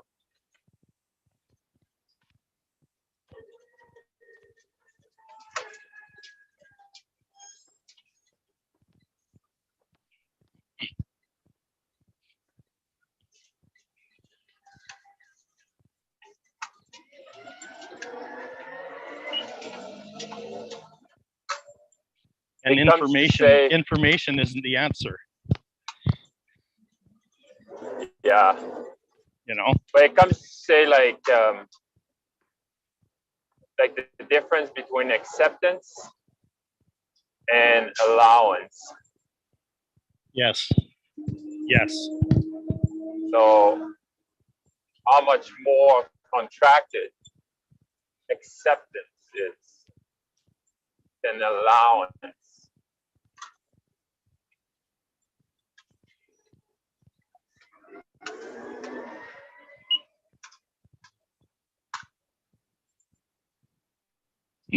Like, it feels more light. Yeah, most of us have most of us in today's world have allowed the systems to be in control of us.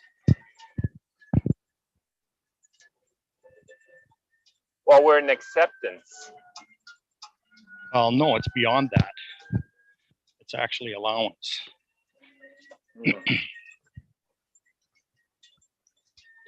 Because allowance actually surrenders control. Good morning.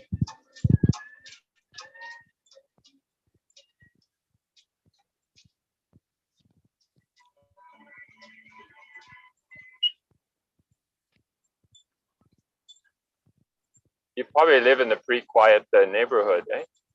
Oh yeah. This is a 55 plus neighborhood that they built back in the 1960s. Oh, wow. It's for active seniors supposedly, but what's really weird about it is there's no grass to walk on. No grass? You have to drive somewhere to get grass to walk on. Really? Yeah, I gotta travel at least a mile and a half to get to any grass that I can walk on. Oh, wow. So it's all concrete. It's all concrete. Yeah, it's all Really? concrete, and and there's most of the yards have stonework or pebbles instead of lawns. Okay. Or you still can ground on that. Yeah. It hurts. Yeah, It's a good massage. It's a good massage. Barefoot is not a lot of fun. But yeah, you could. Yeah, it's a massage. Yeah. I think it is a massage. Right? Yeah, I usually ground quite a bit, but I haven't this year. I don't know what kind of stopped me. I think it was more like hearing that they're spraying our parks with pesticide and whatnot. So it was just like, oh, shoot.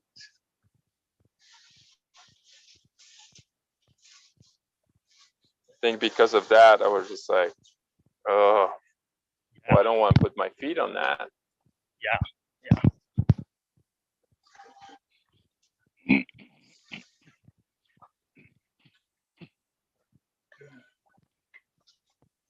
That's another thing too, as the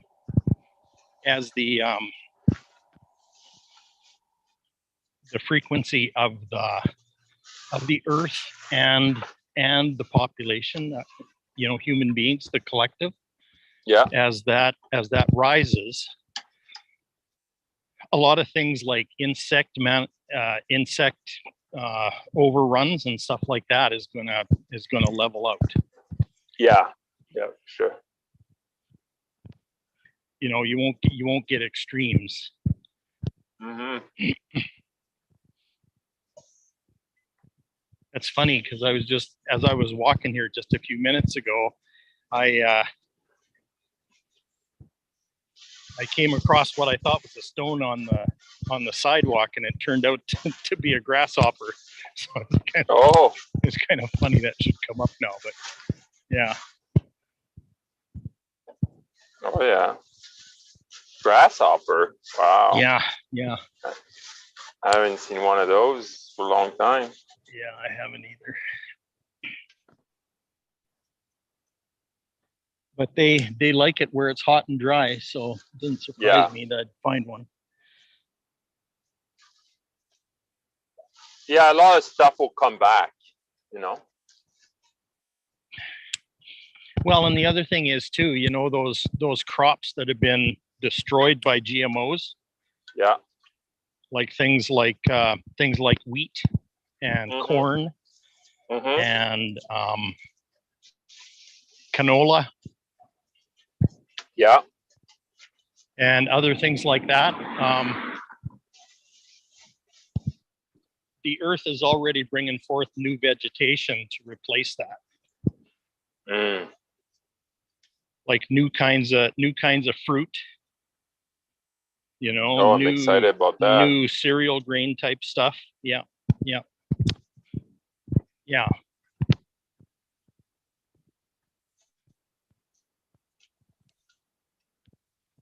Because our bodies originally weren't actually designed to eat animal protein. Right. And the only reason that exists is because the frequency of humanity has been so low for so long. And probably like our climate too, because like, Yep. Here in Canada up north, I mean, like, you can't see like tropical fruit, Right. right? Right. So I mean, they had to find something else to eat, right? But like, it's been a movement that we need protein, we need that complex amino acid, Yes. and like, I kind of like did some research about even just breast milk, right? And I was surprised that like, yes. there's barely any protein in there. And I Yeah. told a friend yesterday about that, and she was like, "What? Are you serious?" Yeah. Yeah. Yeah. And she said like her son, he doesn't really feel good if he doesn't eat meat, but he's really skinny. And I says like, well, first of all, he's not eating enough, you know? Like if he would eat like fruit like I do, then I'm sure he will gain weight as much as like he eats like a steak or whatever, Right. you know? So yeah, she was like, oh, good point. Yeah, for sure. I mean, yeah, he's definitely not eating much. And yeah, some people, you know, I met like one of my friend that like, he loved vegetable, but he couldn't eat a piece of fruit. And I'm like, really? Yeah. Yeah. That's a very big imbalance. Like not liking any fruit, like none. Like that's sad.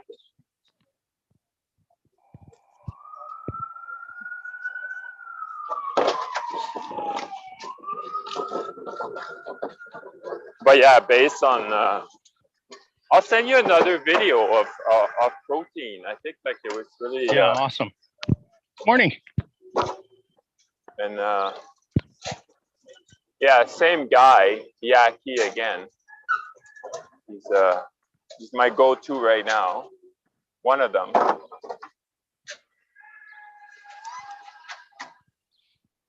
Because he's like, yeah, it's information, but it's also kind of experience information. It's not just like, oh, I'm telling you this because I believe it's this, you know? But he does some testing. He's got like a lab, Yes. right? So he's a biologist, I think. Yeah, he's a biologist. He's like a Reiki master, and he's a herbalist, and I Yeah. think he's got Yeah. something else. But he says like, yeah, don't label me any of this stuff. I don't really believe in that. Yeah. But yeah, he says, yeah. And I love that kind of people that are quite humble, even though like they're really high level to me. Well, You know? he's a person that synthesizes all the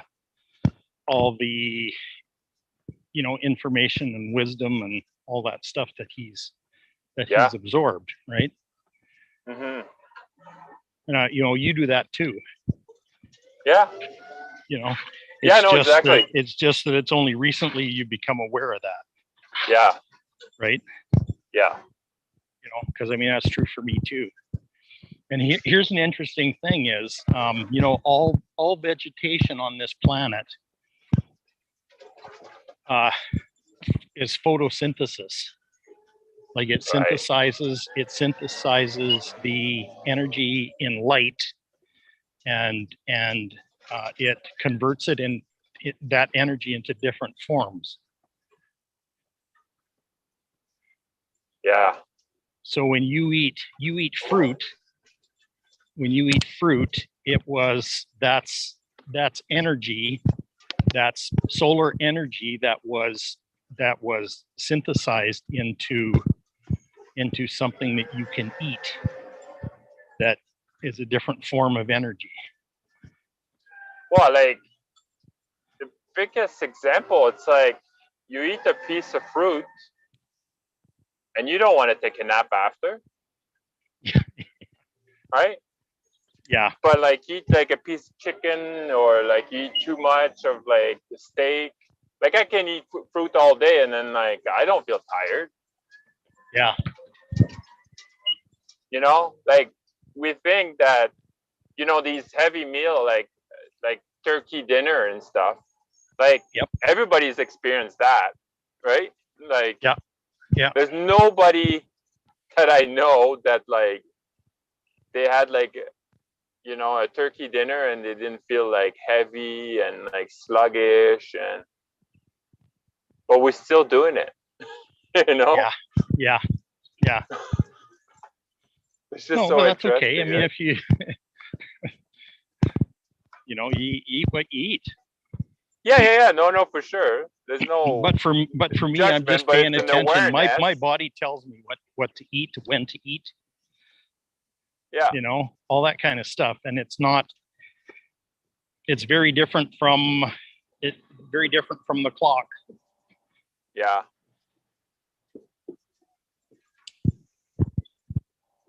Yeah, and it's not fruit every day, right? No.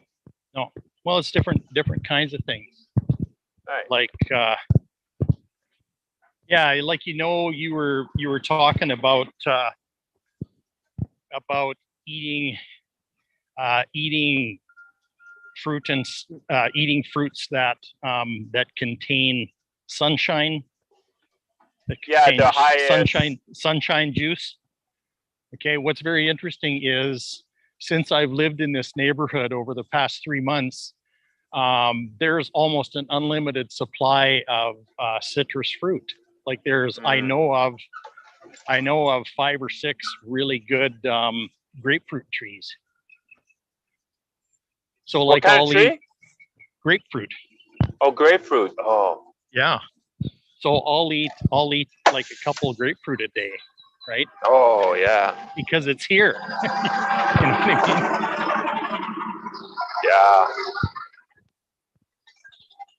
I mean, most of the vegetation here in this neighborhood I'm in is most of the vegetation here is for aesthetics more than it is for being edible or anything like that. But it is like it's good to eat.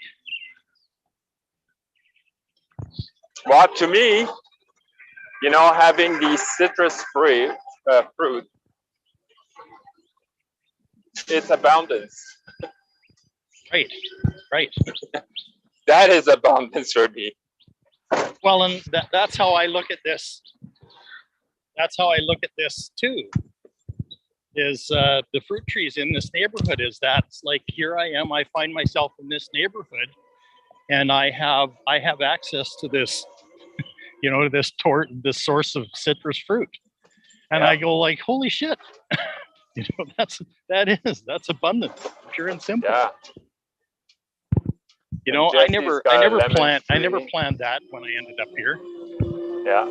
I had Oh. no, you know, but my knowingness knew that. Hmm. Yeah. So it's like, yeah, Yeah. And why, like the thing like that kind of fascinated me about fruit is regarding lights, right? yes, So we're a being of light, you know, yes, maybe like we don't see that, but like I really believe that. And fruit has got 12,000 angstrom versus vegetable have 9,000 angstrom. And that's why, like, you know, if we want to feed a body of light, then fruit is the highest. right. So to me, that makes sense. Just that. I'm like, okay. And it might take time, you know, for like, so if you've been eating meat all your life and then like you're switching to fruit, say, then it might take a while before like you get used to that digestion or used to that Yeah. diet, you would call it. Yep. Even though I don't like the word diet. A way of living. Yeah, I like that better. So, Yeah. you know, because they say it takes about 5 years. So like say you move to Phoenix, and to get used to everything there, it takes about 5 years that you can exactly eat the same thing, do the same thing, like, you know, that you're, but it might be even sooner. I feel like 5 years is even long. So I think if you immerse yourself like fully, like I think you can. I know for me that's going to keep changing though. Right. You know, it has to do with the recalibration. Mm-hmm. You know, as my body recalibrates, then there's different things that it wants to eat.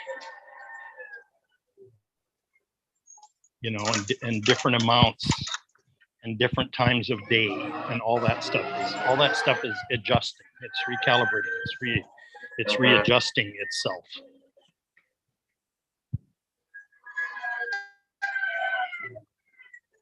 You know, that's part of inner authority as well, right? Yeah, yeah. And it's mine. It's that's unique to me. Mm-hmm. Yeah, it's personalized. Yep. Yeah. Very. Yeah, it's very personal.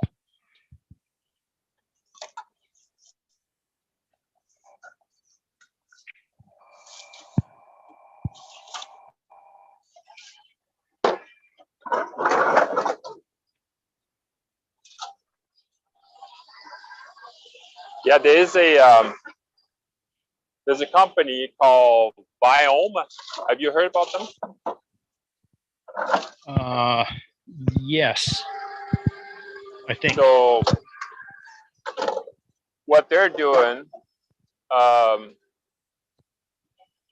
they do a test on what your microbiome looks like.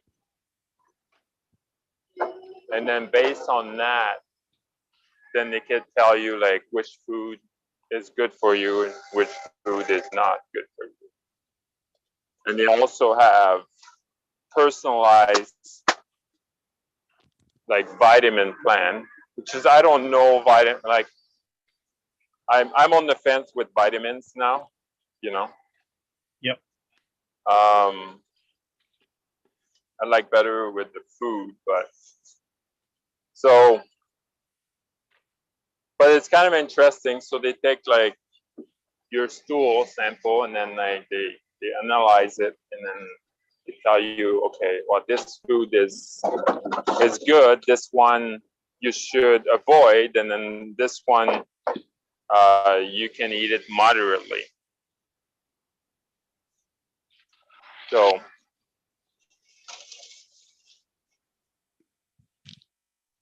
but I haven't seen too many. I haven't really looked at too many reviews of it. People like feel so Yeah. much better, or so. But again, like it kind of shut down your inner knowing, right? Because you're going based on that now, right? So like you shut It's a down good, your. it's a good starting point though. It is, yeah. It yeah, would, for it sure. would be very helpful to start there, Mhm. is what I'm saying. Well, even like there's other things that, I think the Ayurvedic, they go with like, I don't know what they call, but like it says like kapha or pitta. You know those things?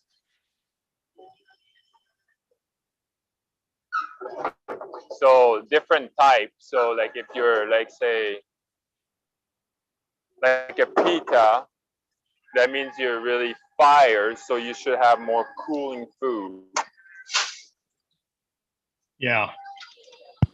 and stuff like that. So that's another, like that's the thing, like there's so many that you can go based on, and that's why like we're all kind of confused. Like we follow one thing and be like, well, that doesn't work for me, even though like millions and millions of people like thinks it works, well, it doesn't work for me, Right. So Well, that's the problem with these general solutions, mhm. because they're not, nothing's going to work for everybody. And then my friend of mine, like I knew that too, like eating based on your blood type. Yeah. That's another one. Well, that's a factor. Definitely a factor. Yeah. But then I'm like, okay, well, they want me to eat, like I was looking into it, and then for me, like it was like eating pretty much just meat, not just meat, but mostly meat. And I'm like, okay, well, obviously with what's going on in my body, there's too much acid, so I'm putting more acid. So I'm like, is that the solution, right? So it's like, okay, maybe when I'm completely detox, then I can go back to that. I'm not sure, So that's why it's so confusing, right? So I don't know. Like I like the inner knowing. Yeah, I do too. Like muscle tests, or Yep. using a pendulum, or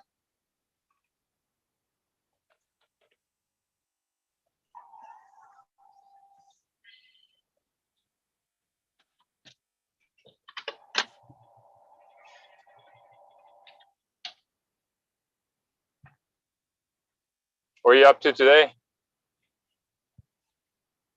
Oh, I got a few classes I'm in that I'm taking, and Oh yeah. yeah, I'm going to sleep most of the day though. Take a nap. Yeah. Yeah. It's funny. I took a few days ago, I took a nap at 4 in the afternoon, and I woke up at 5 for this call. Holy. Yeah, so I slept 13 hours straight. Yeah, that's the recalibration that's happening. Wow. Yeah. Yeah, it's pretty profound actually. 13 hours. I don't think I ever slept that. Ever. Yeah, that's not that unusual for me anymore. It's not unusual. Nope, Wow. not for me. Yeah, you must have like some huge energy going through you. Yes. Yep. You know, I got a sleep pattern that's similar to Kai's. Yeah. Yeah, Well, Kai exactly. doesn't sleep. Oh, he doesn't anymore? Wow. He sleeps at night, but during the day he's almost like on herb pattern. Oh, okay. Interesting. Like you'll sleep like, I don't know, like a little half hour, and then he wakes up and he's like, I'm hungry, and then he plays a little bit, and then it's like, okay, maybe I should go back to bed, but he just sleeps like really very short sleep. Yeah. But then at night, like 3-4 hours in a row. So as long as he eats enough. So Yeah. Yeah, the schedules that are prevalent in society really don't work for these new children, no, you know? no, that's gonna have to change too. Their DNA and their genetic makeup and their physiology and everything has changed enough that it's really, Yeah. yeah, it's really disruptive.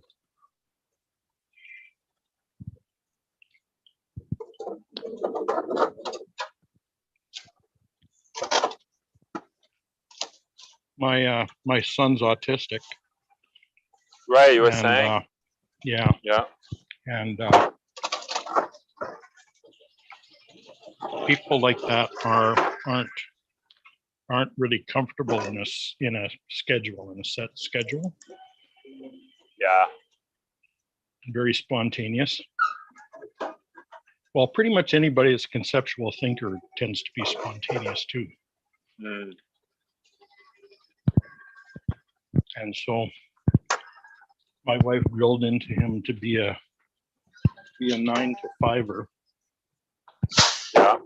And I really don't think that's healthy for him. But he'll come to that realization on his own pretty soon, I think. Mm-hmm. Oh yeah, for sure. You know, that's why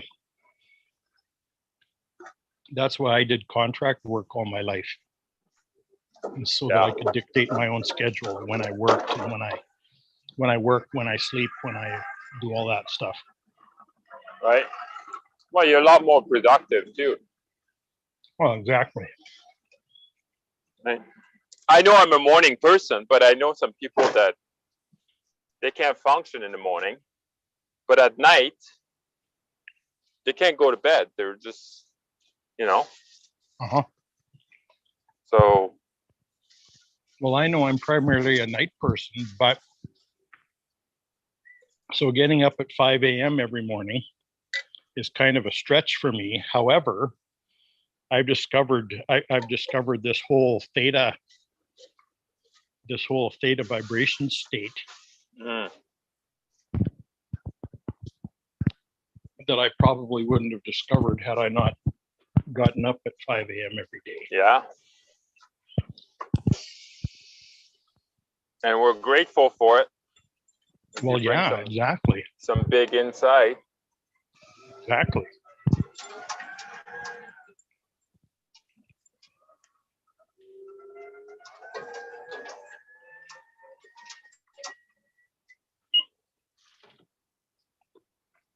So you talk about being productive. Yeah.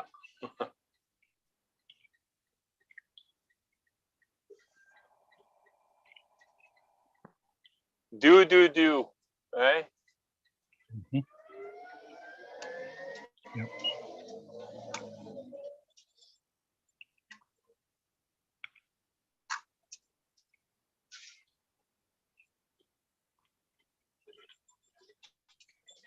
Yeah.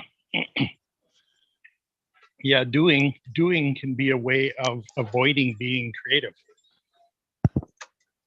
Yeah. Oh, for sure. It's in the way.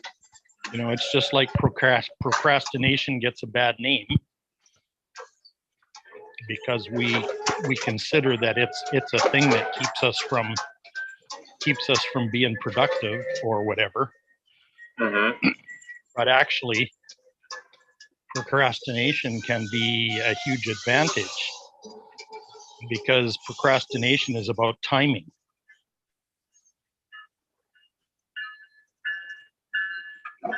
Mm.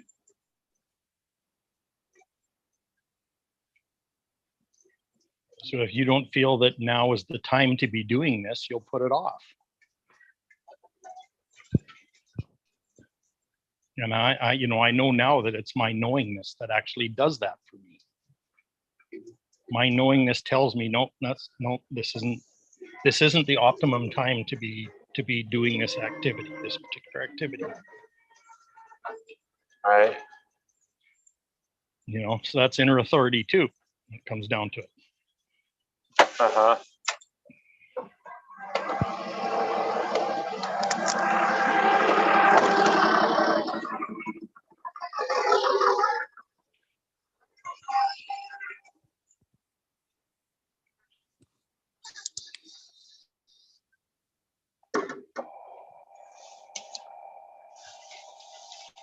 Yeah, it seems like everything we talk about is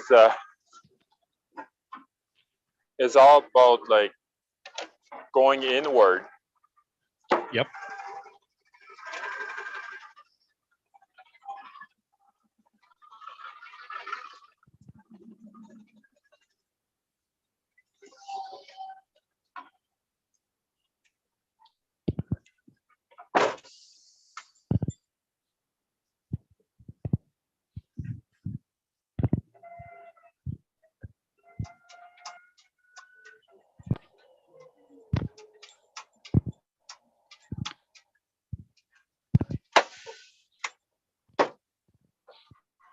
Yeah, that's where we, the true connections are.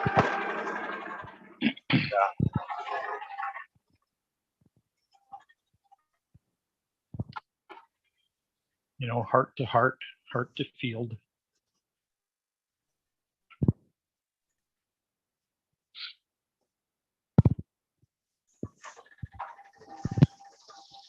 What kind of class are you taking today? One about writing books from a theta space, from a soul space. Oh, wow. Okay. And there's another one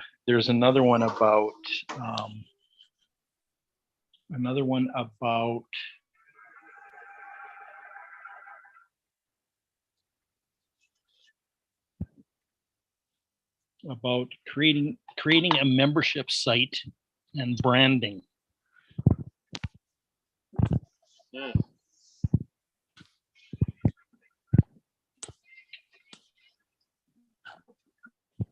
That's cool.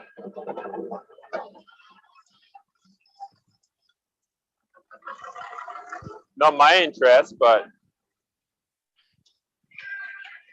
this seems to be Yeah. pretty cool. Cool courses. Yeah. Well, all this stuff I Especially talk like about, riding in the flow state. Yeah, exactly. Well, all this stuff that we talk about every morning, is coming into a book form. Right.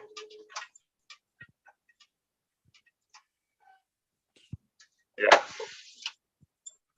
So it's, as I'm talking, I'm actually writing books. Mm.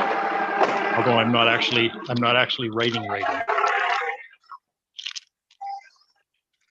But I'm consolidating concepts together and synthesizing them, and putting putting expression to them.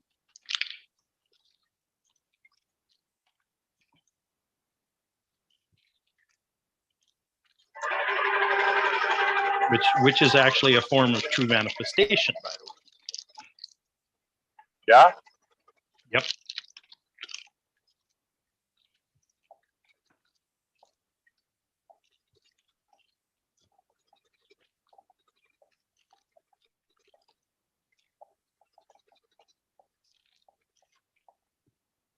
Yeah, you bring some,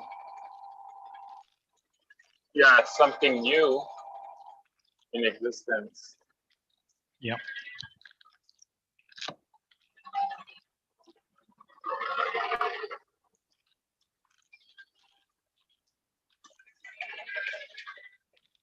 Being a pioneer, Yep. something new. Well, and I realized too that especially for the last 6 months or so, I've just been gathering all kinds of bits and pieces, you know, like experience and understandings and learnings and all these kind of things, and they're all coming together now. Mm. They're all coming together into a single form.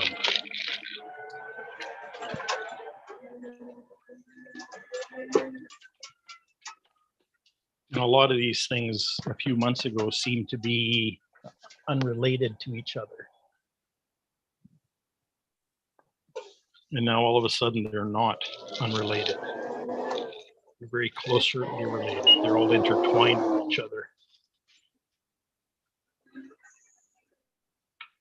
Right, you're connecting the dots, eh? Yeah, exactly.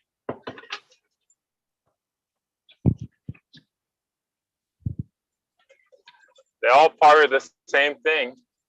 Yep.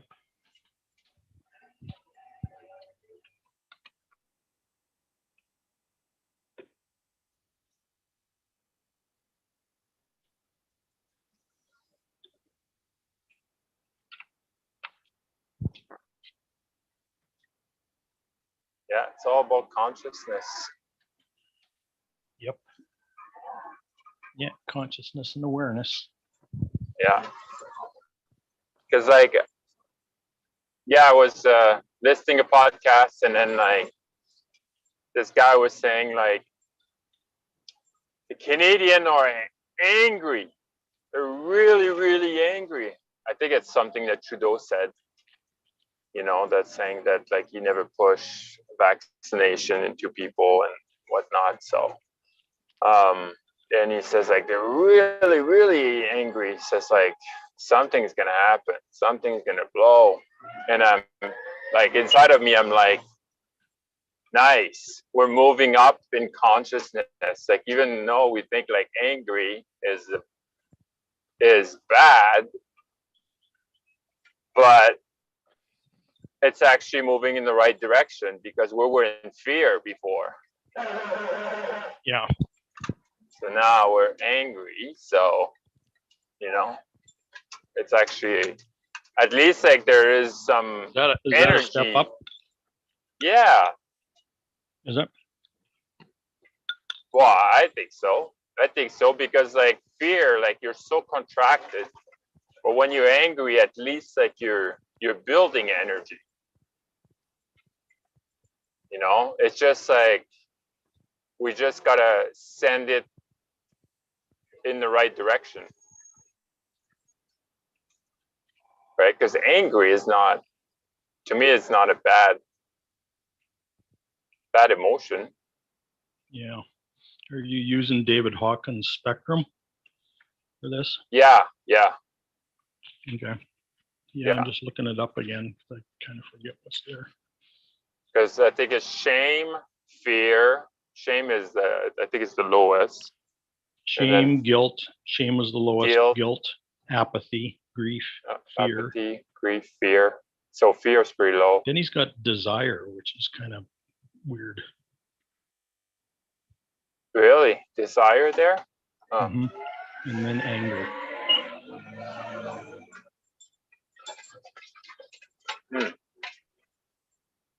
Yeah, maybe I wouldn't put this higher. Yeah.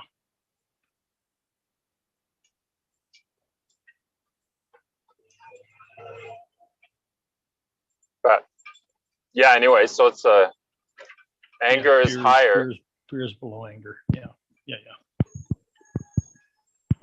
So Still below 200 though. oh yeah, no, it's not high. But at least it's moving up, you know? Because like you said, like when you're in grief, guilt, shame, like you're not moving. No. You know, you're so stuck. You're kind of that quicksand. Yeah. Everything below 200 is pretty similar. Yeah. Yeah, because it's a logarithmic scale. So once you get above 200, all of a sudden you can kind of notice a difference. Mm-hmm. Yeah, for sure. So we'll see what happens.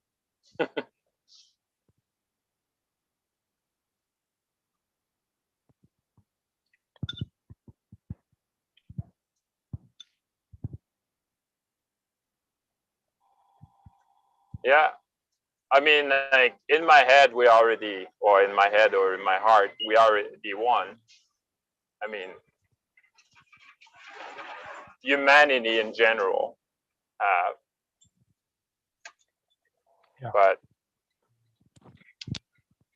But it's big decision, right? Yeah.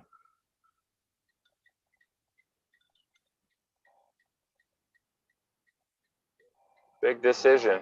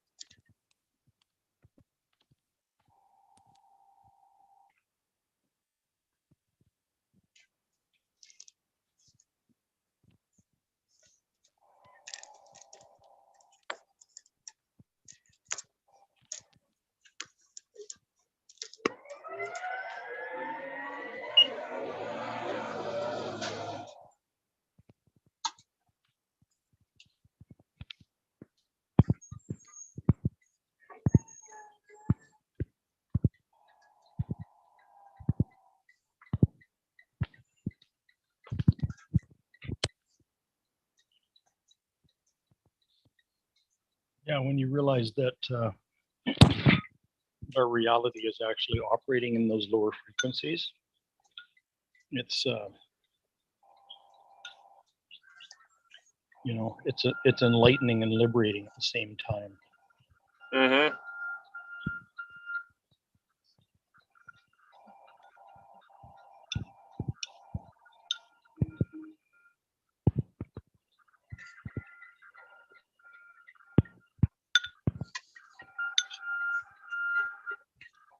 Yeah, it's an exciting time.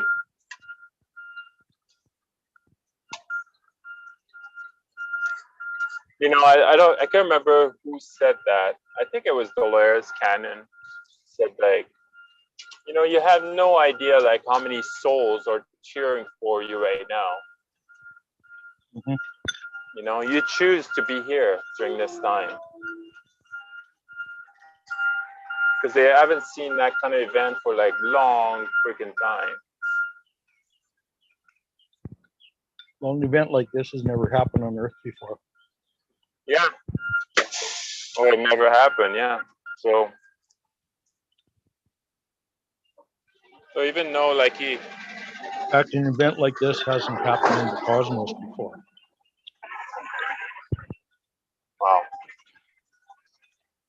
That's huge. Yeah, it is. So that's when you feel grateful of like being alive and then be able to participate. Yeah, never before has a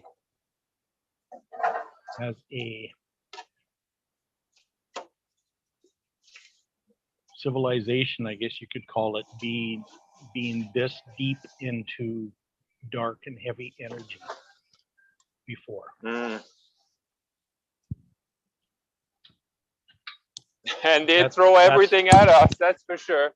That's unique to the Earth, actually. Yeah. They throw everything at us. Yeah. You know? Crazy. They got the big plan.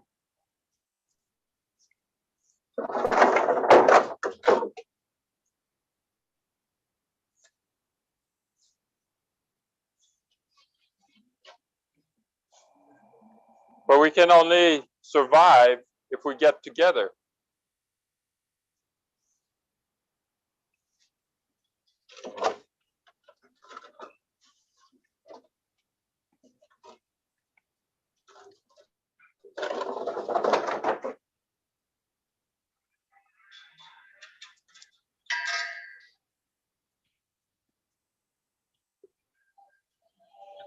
It's almost like win a hockey game, but you're by yourself. What's that? It's almost like winning a hockey game, but you're just by yourself, Oh, yeah. Yeah. you know, against a full team. Yeah. Not gonna happen.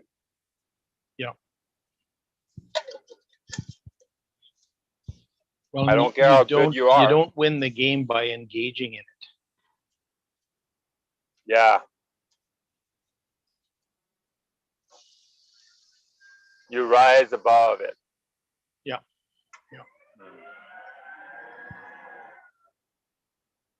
Yeah, I think Nikki, she mentioned that one day. I was like, rise above. I like that. Yeah. Just like a bird, you overview.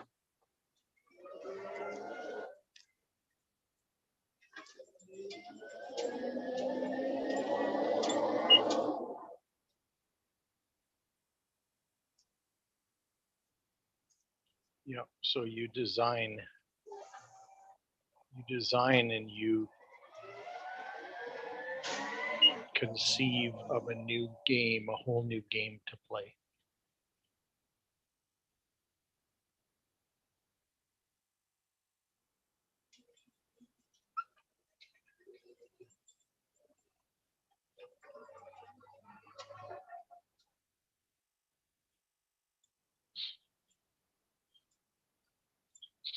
A new game where there aren't winners or losers. Mm-hmm.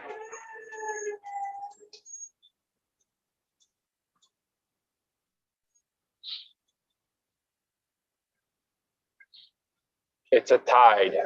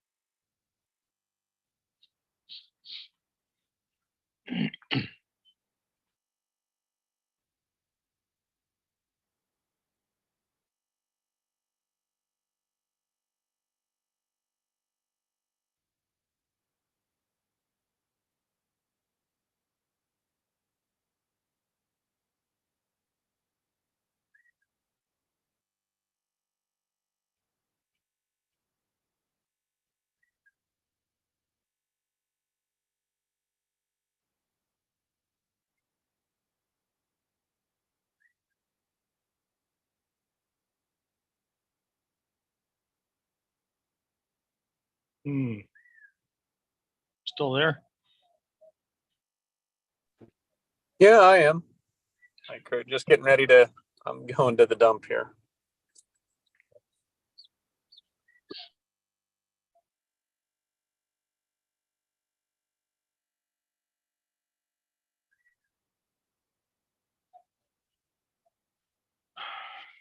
Oh, it looks like we lost Pascal. Okay.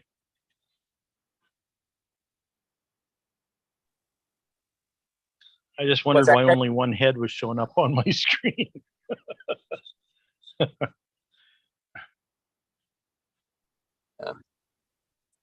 think Pascal just got booted out or got to a spot. Yeah, yeah.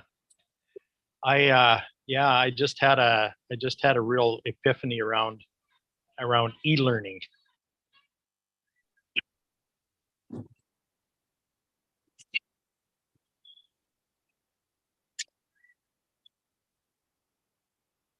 Energy learning.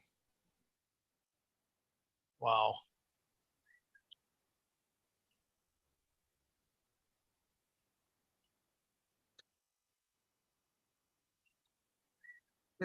What did you learn? Well, e-learning is about picking up the vibe. Oh, So energy. like, yeah, energy learning. It's about picking up the vibe. So instead of reading a book, you can absorb the energy of it.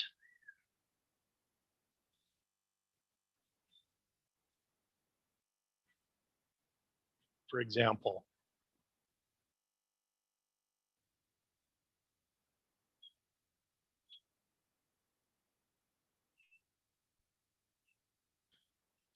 you can engage with other people's knowingness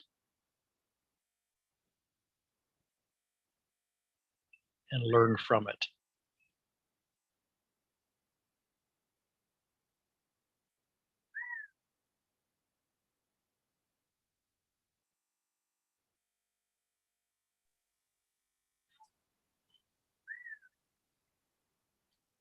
See, the internet is already obsolete.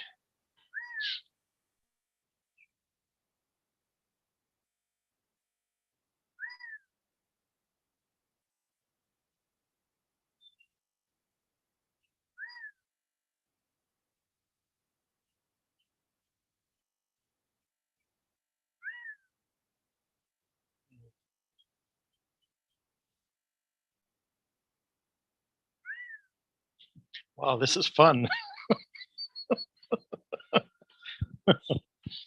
Oh, Just dropping a stumper at the landfill. oh yeah.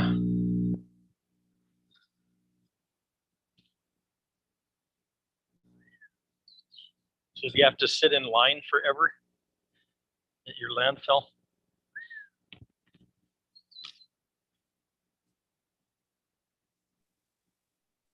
Yeah, I went to the one, the closest out to the farthest one, and I just finished the last guy I had to talk to telling me where to put it. So now I'm just going to go Exactly.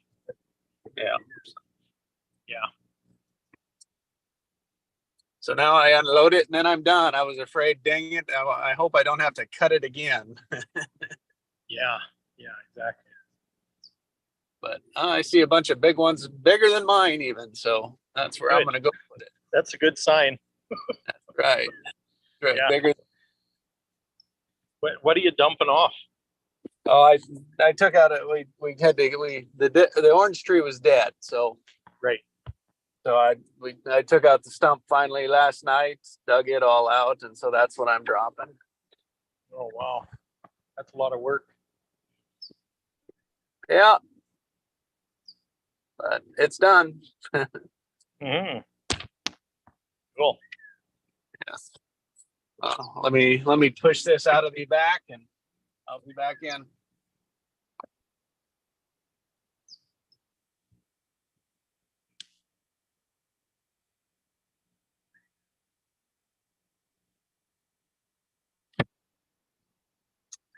Yeah, Pascal just sent me a message. I got disconnected. I don't know why. Okay. So, yeah. Actually, and you're kind of drifting in and out too. Like I kind of halfways hear you. So it might be a good time to shut her down for the day.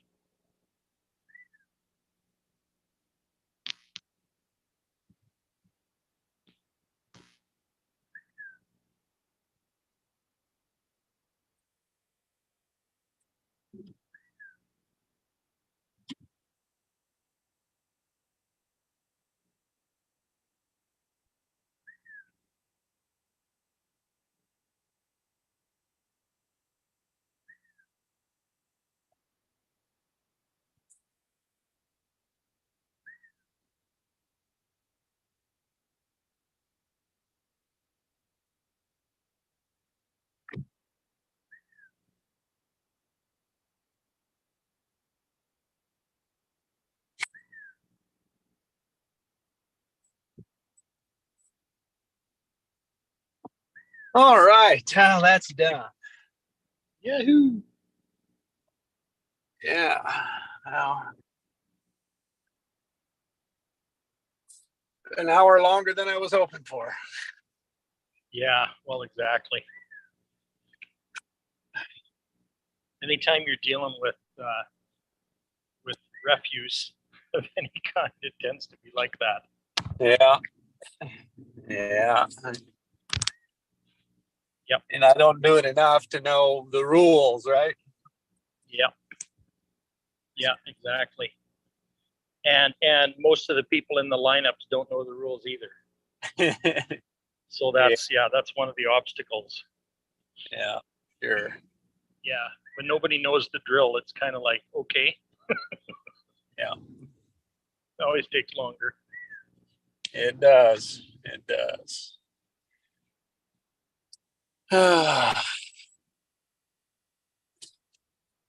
But just manage the mood about it. Yep.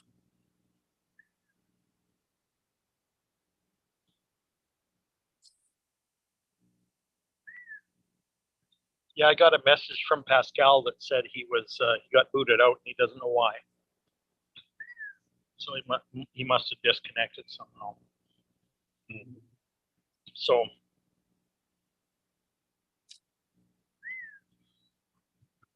I'm complete too. All right, my man. I'll have Okay. a full day. Yeah, Thanks. thank you. Today was really awesome for a lot of reasons. So thank Good. you. Yeah. Yeah. Thank you. All right. Bye. Okay, have a good day. Big love.